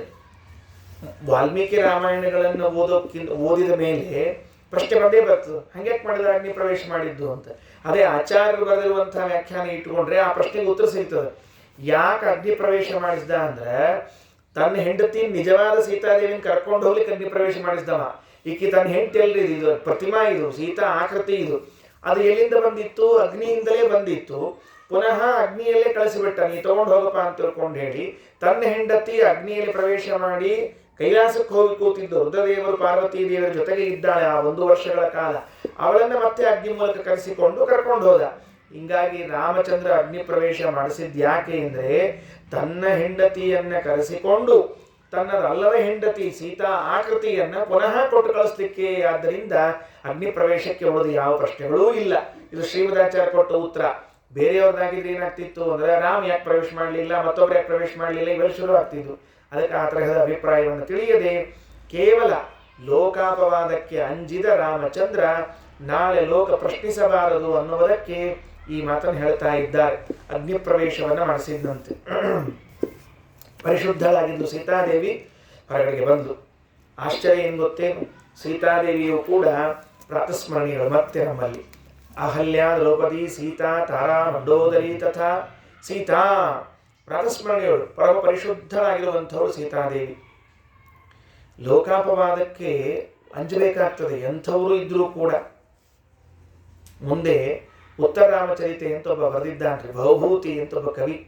ಆ ಭವಭೂತಿಯನ್ನು ಉತ್ತರ ರಾಮಚರಿತೆಯಲ್ಲಿ ಹೇಳ್ತಾ ಇದ್ದಾನೆ, ತೀರ್ಥೋದಕಂಚ ವನ್ನಿಶ್ಚ ನಾಣ್ಯತಃ ಶುದ್ಧಿಮರ್ಹತಃ ವೈದೇಹ್ಯ ಸೀತಾ ಶುದ್ಧ ಇದ್ದಾಳೋ ಇಲ್ವೋ ಅಂತ ಲೋಕದ ಜನ ಮಾತಾಡಿಕೊಳ್ತಾ ಇರುವಾಗ ರಾಮ ಕಿವಿ ಮೇಲೆ ಕೈ ಇಟ್ಕೋತಾನೆ, ಶಾಂತಂ ಪಾಪವಂತಾನ. ಯಾಕೆ? ತೀರ್ಥೋದಕ, ನದಿ ನೀರು ಹರಿತಾ ಇರ್ತದೆ, ಅದು ಮಡಿಯೋ ಮೈಲಿಗೆಯೋ ಅಂತ ಯಾರು ಕೇಳಬೇಕು ಹೇಳೋಣಂತ. ಎಲ್ಲರೂ ಅಲ್ಲಿ ಸ್ನಾನ ಮಾಡಿ ಮಡಿಯಾಗಿ ಬರ್ತಾರೆ, ಆ ನೀರು ಹರಿಲಿಕ್ಕತ್ತದ ಮೈಲಿಗೆ ಅಂತಾರೆ. ಯಾರು? ಸದಾ ಮಡಿ ಇರ್ತದೆ. ಬೆಂಕಿ ಮಡಿಯೋ ಮೈಲಿಗೆಯೋ ಅಂದ್ರೆ ಸದಾ ಶುದ್ಧ. ಹಾಗೆ ಸೀತಾದೇವಿಯು ಕೂಡ ಸದಾ ಶುದ್ಧಳಾದವಳೆ ಹೊರತಾಗಿ ಎಂದೆಂದೂ ಅಶುದ್ಧಳಲ್ಲ. ದಿವ್ಯಚ್ಛಲೇನ ಅಗ್ನಿಯಲ್ಲಿ ಪ್ರವೇಶ ಮಾಡಿಸಿ ಅಂತ ಉಪನಿಷತ್ತಿನಲ್ಲಿ ಒಂದು ಕಥೆ ಬರ್ತದೆ, ಪುಟ್ಟ ಕಥೆ. ಏನು ಅಂದರೆ 3-4 ಸಾಲ ಇರಬೇಕಷ್ಟೇ, ಬೇರೆ ಏನಿಲ್ಲ. ಹಿಂದಿನ ಕಾಲದಲ್ಲಿ ಅವರು ತಪ್ಪು ಮಾಡಿದ್ದಾರೋ ಇಲ್ಲವೋ ಅಂತನ್ನುವುದನ್ನು ಹೇಗೆ ಪರೀಕ್ಷಿಸ್ತಿದ್ರು? ಏನೋ ಒಬ್ಬ ರಾಜನ ಮನೆಯಲ್ಲಿ ಒಂದು ಕಳ್ಳತನ ಆಗಿದೆ, ಯಾರೋ ಶ್ರೀಮಂತರ ಮನೆಯಲ್ಲಿ ಒಂದು ಕಳ್ಳತನ ಆಗಿದೆ ಅಂದರೆ ಶಂಕಿತ ಕಳ್ಳರು ಅಂತ ಇರ್ತಿದ್ರು ನೋಡ್ರಿ. ಶಂಕಿತ ಕಳ್ಳರು ಅಂದ್ರೆ ಏನು? ಪ್ರಾಯ ಇವ ಕಳ್ಳತನ ಮಾಡಿರಬಹುದು ಅಂತ ಸಸ್ಪೆಕ್ಟ್ ಅಂತ ಇರ್ತಾರೆ ನೋಡ್ರಿ. ಅಂಥವ್ರನ್ನೊಬ್ಬರನ್ನಿಬ್ಬರು ಹಿಡ್ಕೊಂಡ್ಬರ್ತಿದ್ರಂತೆ, ಕದ್ದಿರಬಹುದು ಅಂತ. ಕದ್ದಾರ ನಿರ್ಧಾರ ಅಲ್ಲ. ಅವ್ರನ್ನ ಎಂಕ್ವೈರಿ ಹೆಂಗೆ ಮಾಡ್ತಿದ್ರು? ಹೊಡೆದು ಮಾಡೋದೇನು, ಓದಿದ್ರು? ಇಲ್ಲ, ಅವೆಲ್ಲ ಏನು ಇದ್ದಿದ್ದಿಲ್ಲ. ಕೇಳ್ತಿದ್ರಂತೆ, ನೀನು ಕಳ್ಳತನ ಮಾಡಿದ್ದೀನಪ್ಪ ಅಂತ. ಅವನು ಯಥಾ ಪ್ರಕಾರ ಕಳ್ಳತನ ಮಾಡಿದವನು ಮಾಡದೇ ಇದ್ದವನು ಇಬ್ರು ಇಲ್ಲ ಅಂತ ಹೇಳ್ತಾರೆ. ಅವ್ನು ಮಾಡಿದವ ಯಾಕೆ ಒಪ್ಕೋತಾನ? ಮಾಡಿ ನೀನು ತಿಳ್ಕೊಂಡು ಹೇಳಿ, ಏನು ಭಾಳ ಪ್ರೀತಿ ನಮಗವರಿಗೆ, ಒಪ್ಕೊಳ್ಳಿಕ್ಕೆ ಏನು ಸಂಬಂಧದ ಇಲ್ಲ ಅಂತ ಹೇಳ್ತಾನೆ. ಅದಕ್ಕೆ ಅವತ್ತಿನ ಕಾಲದಲ್ಲಿ ಪರೀಕ್ಷೆ ಹೆಂಗಿತ್ತು ಅಂದರೆ, ಕಬ್ಬಿಣವನ್ನ ಕಾಯಿಸಿ ಇಟ್ಟುಕೊಂಡು ಬರ್ತಿದ್ರು. ಆ ಕಬ್ಬಿಣವನ್ನ ಕೈಲಿ ಕೊಡ್ಬೇಕಂತೆ, ಮುಟ್ಟು ಅನ್ಬೇಕಂತೆ. ಕಳ್ಳತನ ನೀನು ಮಾಡಿಲ್ಲ ಅಂತಾದರೆ ಇದು ನಿನ್ನನ್ನು ಸುಡುವುದಿಲ್ಲ, ಮಾಡಿದ್ದಾದರೆ ಸುಟ್ಟು ಹೋಗ್ತದೆ. ಅದಕ್ಕಾಗಿ ಅವನೇನು ಮಾಡಬೇಕು? ಅದನ್ನು ಹೇಳಬೇಕಂತೆ, ನಾನು ಪ್ರತಿಜ್ಞೆ ಮಾಡಬೇಕು, ನಾನು ಕಳ್ಳತನವನ್ನು ಮಾಡಿಲ್ಲ ಅಂತ ಹೇಳಿ ಮುಟ್ಟಿದರೆ ಸುಳ್ಳು ಹೇಳಿದ್ದ ಅಂದರೆ ಸುಟ್ಟೇ ಹೋಗ್ತಿತ್ತಂತೆ. ಸುಳ್ಳು ಹೇಳಿದ್ದಿಲ್ಲ, ಅವನ ಸತ್ಯವಚನ ಆಗಿದ್ದಿದ್ರೆ ಅದು ಸುಡ್ತಿರ್ಲಿಲ್ಲ ಅಂತ ವೇದದಲ್ಲಿ ಸಿಗುತ್ತದೆ ನಮಗೆ ಇದೊಂದು ಮಾತು. ಅಂದರೆ ಅಗ್ನಿಗಿಂತಲೂ ಮಿಗಿಲಾದದ್ದು ಯಾವುದು ಅಂದರೆ ಸತ್ಯವಚನ. ಏನು ಆಶ್ಚರ್ಯ ಅಲ್ಲ? ಛಾಂದೋಗ್ಯೋಪನಿಷತ್ನಲ್ಲಿ ಬರುವಂಥ ಈ ಮಾತು. ಛಾಂದೋಗ್ಯದಲ್ಲಿ ಹೇಳುವಾಗ ಉದ್ದಾಲಕರು ತಮ್ಮ ಮಗನಾದ ಶ್ವೇತಕೇತುವಿಗೆ ಹೇಳುತ್ತಾರೆ. ಅಂದ್ರೆ ಹಿಂದಿನ ಕಾಲದಲ್ಲಿ, ನಾನು ಯಾಕೆ ಈ ಮಾತು ಹೇಳ್ತಿದ್ದೀನಿ ಅಂದರೆ, ಕೋರ್ಟು, ಕಟಕಟೆ, ಜೈಲು, ಕಟ್ಟಿ, ಇನ್ನು ವಾರಂಟಿ ಯಾವುದೂ ಇದ್ದಿದ್ದಿಲ್ರಿ. ಸರಳ ಕೆಲಸ ಏನು ಅಂದರೆ, ನಿಗಿ ಕಾದಿರುವಂಥ ಕಬ್ಬಣವನ್ನು ತಂದು ಇಡ್ತಿದ್ರು. ನೀನು ಸತ್ಯ ಹೇಳಿದ್ದಾದರೆ ಮುಟ್ಟು ಅಂತಂತಿದ್ರು. ಎಷ್ಟು ವಿಶ್ವಾಸ ನೋಡಿ ಸತ್ಯದ ಮೇಲೆ. ಇಂಥ ಜನಾಂಗ ಈ ಭಾರತದಲ್ಲಿ ಆಳ್ತಿದ್ರು ಇದ್ರು ಅಂತ ಕೇಳೋದೇ ಹೆಮ್ಮೆ ನಮ್ದೆಲ್ಲರೂ. ಇವತ್ತು ಪಾಪ ಕೋರ್ಟಿಗೆ ಹೋದ್ರು ನ್ಯಾಯ ಸಿಗೋದಿಲ್ಲ. ಆ ನಿಷ್ಪಾಪಿಗಳಾದವ್ರು ಜೈಲಿನಾಗ ಬಿದ್ದಿರ್ತಾರೆ, ಪಾಪಿಷ್ಟ್ರು ಆರಾಮ ಅಡ್ಡಾಡ್ಕೊಂಡಿರ್ತಾರೆ. ಇವತ್ತೇನ್ರ ಅಂಥ ಕಬ್ಬಣ ಟೆಸ್ಟ್ ಮಾಡ್ಲಿಕ್ಕೆ ಹೋದ್ರೆ ಅಂತ ಇಟ್ಕೊಳ್ರಿ, ಸುಮ್ಮನೆ ಲೌಕಿಕ ಹೇಳ್ತೇನೆ, ಅದಕ್ಕೆ ಹಬ್ಬಳದ್ದು ಹಿಡ್ಕೊಂಡು ಇನ್ನೇನ್ರ ಅವ್ನು ಸುಳ್ಳು ಹೇಳಲಿಕ್ಕೆ ಹೋದ್ರೆ ಅಗ್ನಿ ಆರಿ ಹೋಗ್ಬಿಡ್ತದೆ, ಒಳಗಿಂದು ತಣ್ಣಗೆ ಆಗ್ಬಿಡ್ತದೆ. ಬೇಡ ಇವ ಪಾಪಿ ನನ್ನ ಮುಟ್ಟಿ ನನ್ನ ಇಷ್ಟು ಮೆಲ್ಗಿ ಮಾಡೋಬೇಡ ಅಂತ ಹೋಗ್ಬಿಡ್ತದೆ, ಅದೇ ಹೋಗ್ಬಿಡ್ತದೆ. ಅದು ಸುಡೋದಲ್ಲ, ಅದೇ ಹೋಗ್ಬಿಡ್ತದಂತ. ಅದರಿಂದ ಇಷ್ಟು ಸತ್ಯದ ಮಾತಿಗೆ ಅಷ್ಟು ಮಹತ್ವ ಇತ್ತು. ಅದಕ್ಕೆ ಅಗ್ನಿಯಲ್ಲಿ ಪ್ರವೇಶ ಅಂತ ಪರೀಕ್ಷಾ ಅಂತ ಮಾಡ್ತಾರೆ. ದಿವ್ಯಚ್ಛಲೇನ ಪ್ರಣಿದಾಯ ಪಾವಕೆ ಕೈಲಾಸ ಸಸ್ತಾಂ ಪುದರೇವ ಚಾಗತಾಂ. ಕೈಲಾಸದಿಂದ ಮತ್ತೆ ಬಂದಿದ್ದಾಳೆ ಸೀತಾಮಗಣ್ಣ ತುತಮುಕ್ ಸಮರ್ಪಿತಾಂ. ಸೀತೆಯನ್ನು ಕರೆದುಕೊಂಡ. ಜಾನಂಗಿರೀಶಾಲಯಗಾಂ ಸೀತಾಂ. ಸೀತಾದೇವಿ ಆ ರುದ್ರದೇವರ ಮನೆಯಲ್ಲಿ ಇದ್ರು ಅಂತನ್ನುವುದನ್ನು ತಿಳಿದು ಸಮಗ್ರಹೀತ್ ಪಾವಕ ಸಂಪ್ರದತ್ತಾಂ. ಆ ಅಗ್ನಿ ಕೊಟ್ಟಿರುವಂತಹ ತನ್ನ ನಿಜವಾದ ಮಡದಿಯನ್ನು ಸ್ವೀಕಾರ ಮಾಡಿ ಮುಮೋದ್ಯ ಸಂಪ್ರಾಪ್ಯ ಚ ತಾಂ ಸ ರಾಮಃ ಸಾಚೈವ ದೇವಿ ಭಗವಂತಮಾಪ್ಯ. ಆ ಸೀತಾದೇವಿಯು ಕೂಡ ರಾಮನನ್ನು ಹೊಂದಿ ಸಂತೋಷಪಟ್ಲು. ಹೀಗೆ ಸೀತಾರಾಮರು ವಿಯುಕ್ತರಾದವರು 1 ವರ್ಷಗಳ ಕಾಲ ದೂರ ಇದ್ದವರು ಈ ಸಂದರ್ಭದಲ್ಲಿ ರಾವಣನ ಸಂಹಾರವಾದ ಮೇಲೆ ಒಂದಾದರು ಅಂತ ಹೇಳಿ ಮುಗಿಸಿದರು. ಇದು 2ನೇ ಘಟ್ಟ. 3ನೇದ್ದು 224ನೇದ್ದು. ಅಥೋ ಗಿರೇರಾ ನಯನಾತ್ ಪರಸ್ತಾತ್ ರಾವಣ ಬಾಣ ಪೀಡಿತಾ ತಾರಾಪಿತಾ ತಾನ್ನಿರುಜಶ್ಚಕಾರ ಸುಷೇಣ ನಾಮ ಭಿಷಜಾಂ ವರಿಷ್ಠಗ. ಈ ಕಪಿಗಳ ಮಧ್ಯದಲ್ಲಿ ಒಬ್ಬ ಡಾಕ್ಟರ್ ಇದ್ರಂತೆ, ಸುಷೇಣ ಅಂತ ಅವ್ರ ಹೆಸರಂತೆ. ಸುಷೇಣ ಅಂತ ಅನ್ನೋ ಹೆಸರಿನ ಒಬ್ಬ ಡಾಕ್ಟರ್. ಅಂದ್ರೆ ಈಗೆಲ್ಲ ಹಿಂಗ್ ವ್ಯವಸ್ಥೆ ಆದ ನೋಡ್ರಿ. ಈಗ ಏನದ, ಯುದ್ಧಕ್ಕೆ ಹೋದಾಗ ಅಲ್ಲಿ ಯುದ್ಧ ಭೂಮಿಯಲ್ಲಿ ವೈದ್ಯರಿದ್ದೇ ಇರ್ತಾರೆ, ಸಹಜ. ನಮ್ಮಲ್ಲಿ ಮಿಲಿಟರಿ ಫೋರ್ಸ್ ಎಲ್ಲಿ ಇರ್ತೋ ಅಲ್ಲಿ ವೈದ್ಯರಿದ್ದೇ ಇರ್ತಾರೆ. ಯಾಕಂದ್ರೆ ಅದಕ್ಕೆ ಆಪರೇಷನ್ ರಿಪೇರಿ ಮಾಡೋದು ಬೇಕೇ ಬೇಕು ಅಂತ ತಿಳ್ಕೊಂಡು ಹೇಳಿ. ಈಗ ಆಟ ಆಡ್ಲಿಕ್ಕೆ ಹೋಗಿರ್ತಾರೆ ನೋಡ್ರಿ ಆಟಗಾರರು, ಕ್ರಿಕೆಟು, ಫುಟ್ಬಾಲು, ಹಾಕಿ, ಅಲ್ಲೊಬ್ರು ವೈದ್ಯರು ಇರ್ತಾರೆ. ಯಾಕಂದ್ರೆ ಅದಕ್ಕೇನ್ರ ಆದ್ರೆ ಇಮಿಡಿಯೇಟ್ ಬೇಕು ಅಂತ ತಿಳ್ಕೊಂಡು. ಹಾಗೆ ಈ ಯುದ್ಧ ಭೂಮಿಗೂ ಕೂಡ ಒಬ್ಬ ವೈದ್ಯರನ್ನು ಕರ್ಕೊಂಡು ಬಂದಿದ್ರು.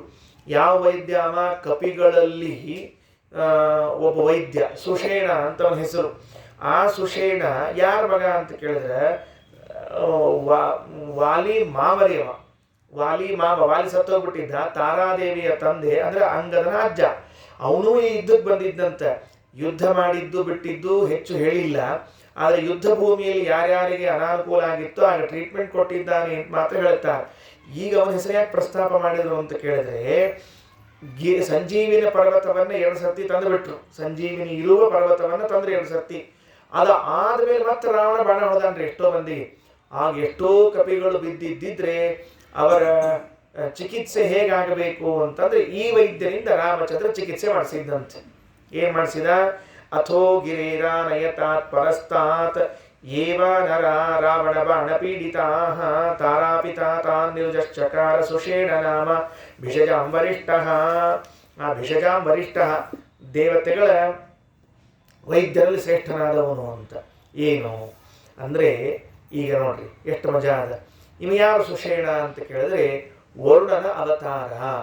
ಮಹಾಭಾರತದಲ್ಲಿ ಭೀಷ್ಮಾಚಾರ್ಯರ ತಂದೆಯಾಗಿರುವಂತಹ ಶಂತನು ಹೇಗೆ ವರುಣಾವತಾರನೋ ಹಾಗೆ ಈ ಸುಷೇಣ ಎಂಬುವಂತಹ ವೈದ್ಯನು ವರುಣನ ಅವತಾರ. ವಾಸ್ತವದಲ್ಲಿ ನಾವೇನು ಅಂದ್ಕೊಂಡಿದ್ದೇವೆ ಅಂತಂದ್ರೆ ಈ ಅಶ್ವಿನಿ ದೇವತೆಗಳಿದ್ದಾರಲ್ಲ ಅವರು ದೇವವೈದ್ಯರು ಅಂತ. ಕರೆಕ್ಟ್, ಅವರಲ್ಲ ಅಂತಲ್ಲ. ಅವ್ರ ಮೇಲಿನ ಮಟ್ಟದಲ್ಲಿ ಇನ್ನೂ ಯಾರಾದರೂ ಒಳ್ಳೆ ಟ್ರೀಟ್ಮೆಂಟ್ ಕೊಡೋರು ಇದ್ರೆ ಸ್ವಲ್ಪ ಅದೇನೋ ಮಾಡಿರ್ತಾರೆ ನೋಡ್ರಿ, MD ಫಾರಿನ್ ರಿಟರ್ನ್ ಹಿಂಗೆಲ್ಲ ಬರ್ಕೊಂಡಿರಂಗಿಲ್ಲ, ಹಿಂದಿಗೆಲ್ಲ ಬರ್ಕೊಂಡಿರ್ತಾರೆ ಪಾಪ ಹಂಗೆಲ್ಲ. ಅಂಥದ್ದನ್ನ ಮಾಡಿದವರು ಯಾರಾದ್ರೂ ಇದ್ರೆ ವರುಣ. ಶಂತನು ಮಹಾರಾಜನಲ್ಲಿ ಒಂದು ಗುಣ ಇತ್ತಂತೆ, ಏನು ಔಷಧ ಕೊಡ್ತಿದ್ದಿಲ್ರಿ, ಅವ್ನು ಹುಡ್ಕೊಂಡ್ ಬರ್ತಿದ್ರಂತ ಕೆಲವರೆಲ್ಲ. ವಯಸ್ಸಾದವರು ಅನಾರೋಗ್ಯ ಇದ್ದವರೆಲ್ಲ ಬರ್ಬೇಕಂತೆ. ಯಂ ಕರಾಭ್ಯಾಂ ಸ್ಪೃಶತಿ. ಅವ ಔಷಧ ಏನ್ ಕೊಡ್ತಿದ್ದ ಅಂದ್ರೆ ತನ್ನ ಕೈಯಿಂದ ಅವರನ್ನು ಮುಟ್ತಿದ್ದಂತಷ್ಟೇ. ಹಸ್ತಿನಾಪುರದ ರಾಜನಾಗಿರುವಂತಹ ಶಂತನು ಯಂ ಕರಾಭ್ಯಾಂ ಸ್ಪೃಶತಿ, ಕೇವಲ ಹಸ್ತಸ್ಪರ್ಶದಿಂದ ರೋಗವನ್ನ ಗುಣ ಮಾಡ್ತಿದ್ದ ಅಂತ ಮಹಾಭಾರತದಲ್ಲಿ ದಾಖಲೆ ಸಿಗ್ತದೆ. ಅದಕ್ಕೆ ಇವತ್ತೇನೋ ಬೇರೆ ಹೆಸರು ಕರೀತಾರೆ, ಟಚ್ ಇಲೋ ಏನೋ ಕರೀತಿರ್ತಾರೆ. ಅದಕ್ಕೆ ಮುಟ್ಟುವುದರಿಂದ ರೋಗ ವಾಸಿ ಮಾಡುವುದು ಅಂತ ಅನ್ನೋದಿದೆ ಅಂತ. ಏನು ಆಶ್ಚರ್ಯಪ್ಪ, ಎಂತಿಂತ ವೈದ್ಯಕೀಯ ಗುಣಗಳಿದ್ದು ನಮ್ಮಲ್ಲೆಲ್ಲ. ನೋಡ್ರಿ, ಮುಂದೆ ಆ ವಿದ್ಯೆಯ ಪರಂಪರೆಯನ್ನ ನಾಶ ಮಾಡಿಬಿಟ್ರು ಜನ ಎಲ್ಲ. ನಮ್ಮಲ್ಲಿ ಆಯುರ್ವೇದ ಇವತ್ತು ಬೆಳೆದೇ ಇರ್ಲಿಕ್ಕೆ ಕಾರಣ ಏನು ಅಂದ್ರೆ ವಿದೇಶದಿಂದ ಆಮದು ಮಾಡಿಕೊಂಡಿರುವಂತಹ ಆಲೋಪತಿ. ಅದನ್ನ ಇಷ್ಟು ನಾವು ನಮ್ಮ ಜೀವನದೊಳಗೆ ಸೇರಿಸಿಬಿಟ್ಟಿವಿ ಅಂದ್ರೆ ನಮಗೆ ಆಯುರ್ವೇದ ಅಂತಂದ್ರೆ ಅದು ನಿಷ್ಪ್ರಯೋಜಕವಾದ ಒಂದು ವೈದ್ಯ ಶಾಖೆ ಅಂತ ತಿಳ್ಕೊಂಡ್ಬಿಟ್ಟಿವಿ. ಅದು ಮೆಡಿಕಲ್ಲು ನಿಷ್ಪ್ರಯೋಜನವಾದದ್ದು. ಮತ್ತು ಹೋಮಿಯೋಪತಿ ಒಂದು ಬಂತು, ನಾಟಿ ಒಂದು ಬಂತು, ನಾಡಿ ಬಂತಲ್ಲ, ಅವೆಲ್ಲ ಮೂಲತಃ ಇದ್ದದ್ದು. ಇವನ್ನೆಲ್ಲ ಅಳಿಸಿ ಹಾಕಿ ಅದೊಂದು ಬಂತು ನೋಡ್ರಿ, ಚುಚ್ಚೋದು, ತೆಗಿಯೋದು, ಕೊಯ್ಯೋದು, ಹೊಲಿಯೋದು. ಭಾರಿ ಪ್ರೀತಿ ಬಂದ್ಬಿಡುತ್ತೆ ನಮಗೆ. ಏನು ಆ ಆಯುರ್ವೇದಿಕ್ ಔಷಧಿ ಇವತ್ತಿಗಳು ಇವೆ.